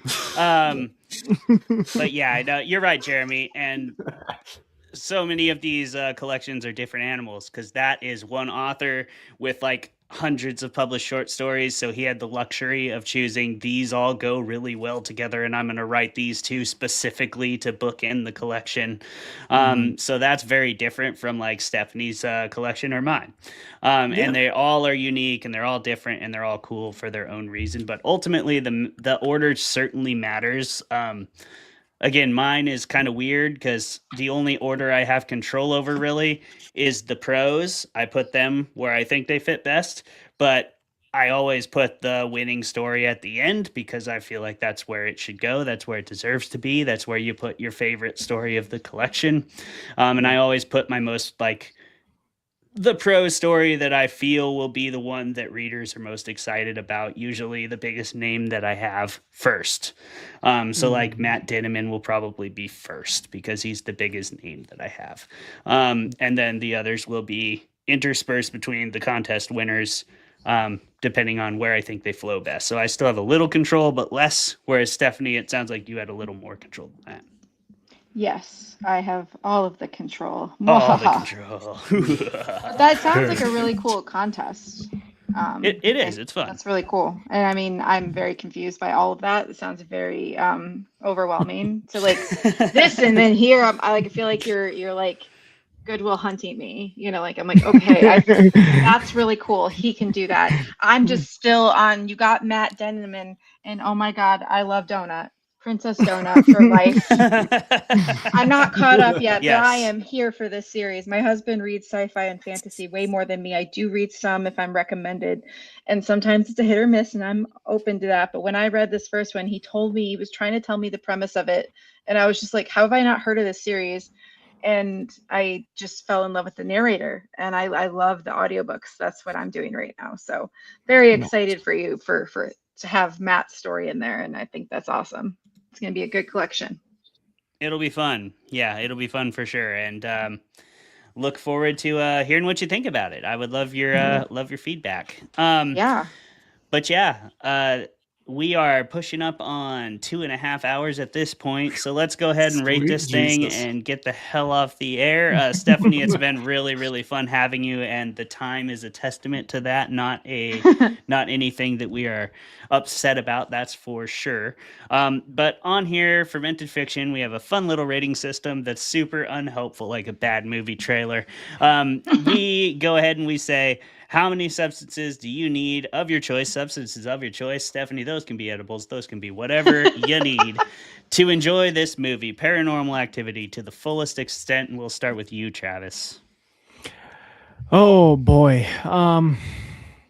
As usual, I'll say there's an easy mode and there's a hard mode. Easy mode is going to be just... Here's easy mode. Okay, I always get elaborate with these. You're gonna fill a whole kind of like tankard full of like a pint tankard of good beer, and that's gonna be your one tankard for the whole movie. But you're gonna lose some of it. You're gonna be sipping the whole thing, and then every time you jump, you're gonna lose some of it. So sure, you're gonna wear some. Maybe like half a tankard and wear the other half. That's easy mode. Hard mode is every time Micah pisses you off, take a good drink. Just knock one back and be like, this fucking guy. And you're going to be plastered by the time that he dies. And you're probably going to be like, yeah! So, absolutely. How about you, Jeremy? You want to give us the Dark Souls mode like you usually do? Fine. My initial plan was to go with Travis's hard mode, but no, he took that from me. He did. So here, we're going to go with, like, obviously, you have something, like, I'm not going to say a full shot because this movie's not very long, but you'll want to have a drink of something whenever... like Micah is just being the worst, which is a lot of the movie. It's so much of the movie. You'll want to have something also for when, like Katie, who is reportedly an English major, is not much of a wordsmith. Like, she uses very basic terminology, really antithetical to every English major I have ever met. in my entire life. They're trying to shoehorn in as many big words as possible so that you know without asking them that they're an English major. And Katie doesn't do that. She doesn't. She doesn't. Not even one time. I feel like you're shoehorning that in, or does it have something to do with kind of drinking? insulting. No. Drink every for time no you feel reason like, here. hey, that's kind of basic. And as an English major, she would zhuzh it up, make it a little more flowery. But she doesn't. I'm just gonna leave that alone. That's gonna vary from viewer to viewer. Okay? Hey, Clay, calm down. Okay. I'm calm. I'm You're so calm. Travis, you also calm down. It's way too late in the show for me to care about this. Fine. Despite Anyway, the fact that I am said also- English major. So am I. Yeah. Yeah, I know. I know this. I know Are you that about done? both of you. That's fine. No, I'm not done. All right. I'm gonna let's go. keep going. So 2.5 fucking hours, bro. yeah, I'm gonna milk it. Okay. Yeah, tap your wrist all you want. You're not even wearing a watch, Travis. This episode is officially an hour longer than Paranormal Activity at this point. Thank God. Anyway, You could have damn near watched 2 of the fuckers. I could have been almost two. Yeah. Exactly. So like you'll also want to have a drink for every time it gets worse after Katie says that she's gonna call the demonologist if things get worse, and then she doesn't. Yeah. Okay? So that's gonna get you just a few more. I'm sorry. Okay? I know we're over. That is a fun fact. They had a whole demonologist scene. They just cut it. So interesting. Yeah, they cut it and like filmed other scenes. Anyway, interesting. I didn't know that. That kind of rules. Anyway, you don't have to drink. Just pour one out because the demon hates Micah as much as you do, which is nice. And then, of course, you'll want to take a drink every time you have the thought, man, middle class could afford a 3-bedroom house back then. Yeah. That's incredible. Yeah. That So is have a incredible. drink for every time of that, and then you're in for a hell of a movie. You are. Really. That's Dark Really. Souls mode. All right. For me, because it's an hour and 26 minutes long, I'm just going to say go ahead and, in the spirit of Stephanie being on the show and being a fellow edible lover, pop an edible at the start because it takes about an hour for them fuckers to kick in. And then for the first hour of the movie, just go ahead and do a power hour. That'll be a roughly equivalent to every time Micah pisses you off anyway. So it should equate to about the same amount of drinks. Do a power hour, which if you don't know, that's a shot of beer every minute for an hour. Jesus. Yes, a shot of beer, just a little shot. Oh, a shot of beer. Oh my God, I thought you said a shot. I'm like, you'd be dead. No. You would be dead. I thought we were calling the paramedics. I do know someone that beforehand. tried that. It didn't work out. It doesn't work. I have known people who tried that too. They make it like 6 shots, 7, 8, 15 tops, Ray. and then they're dead. Yeah. But yeah, do the power hour with the beer. That's a shot every minute of beer, and you will get drunker than you think because you end up housing 4 to 5 beers in an hour. And then your edible will hit right around the time that Katie is full on a demon body lady. And that should be pretty equivalent as well. You've been possessed by your drug of choice. And then if you want to play on my version of hard mode, go ahead and just do a waterfall. Which, if you don't know, is just drinking continuously. Every time Katie stands over Micah, for the duration of Katie standing over Micah. Oh, God. That's mine. Stephanie, what's yours? Oh, fuck. Okay. I would say regular mode. Okay, let's see here. Okay, you get yourself some popcorn, you make your popcorn and you pop your edible like 15 minutes before. hell yeah. Then I you like go that you make, became from Boston for this, by the way. I just I don't want to know say. why. I It's just did it. so I'm just good. going with it. So I then, love you just get go. yourself Just a go. pop and Yeah. you go sit down, and now you're there and you're ready, and maybe you have a little, I don't know, a beer or wine, whatever you like, And now we're gonna watch the movie. Edible's not there. You got your second edible ready to go. You're gonna Oh, yeah. nibble on that. Yeah. So every time Micah pisses you off, you do a little nibble. Every time that Katie doesn't leave, you do a little nibble. And you just nibble till that's gone. And now you have your popcorn, you have your juice, and you can take your sips when you need to when you get cotton mouth. And now by the end of the movie, your nibbles have now kicked in with your edible, and now you're really, really scared. And you got to make sure to turn off the lights too when the edible completely goes in. Nice. Yeah, this is Mic perfect. drop. Yep. That was normal And, mode? Oh, that was normal mode. So Yeah, hard that was mode normal. is And if you can't, sober. park your car down by the harbor. Sober. Sober is hard Oh. mode. Hard mode is Yeah. sober. Yeah. Yeah. That's- Hard yeah. mode is sober. I like it. Nice. I like Way to 'cause you're subvert the scared. trope, Stephanie. You see, Thank that's how you. you know Stephanie's a master storyteller right there. Yeah, she's a real one. Incredible. Stephanie, where can people find your masterfully written and edited stories? Where can they find you? Where can they follow along with you? And yeah, anything you want to shout out here before we go off the air? At Death by TBR Books on Instagram, deathbytbrbooks.com. If you are more of an audiobook, ebook person, you can still support me by going to patreon.com/Death by TBR Books. I have a Patreon that is fun, and we have book clubs every month. That's also fun. So I would say that, and fuck ice. Yeah, okay, that's it. I'm good. Yeah, fuck them. There we go. All right. All right. Hell yeah. All right. Thank you so much for coming on the show, Stephanie. Shout out to Death by TBR Books. Go check that out. We will put everything down in the show notes in terms of links. And yeah, go watch your local found footage horror movies because they are awesome. And thank you so much for being here on Fermented Fiction. We've been the usual stooges, Jeremy, Travis, and Clay.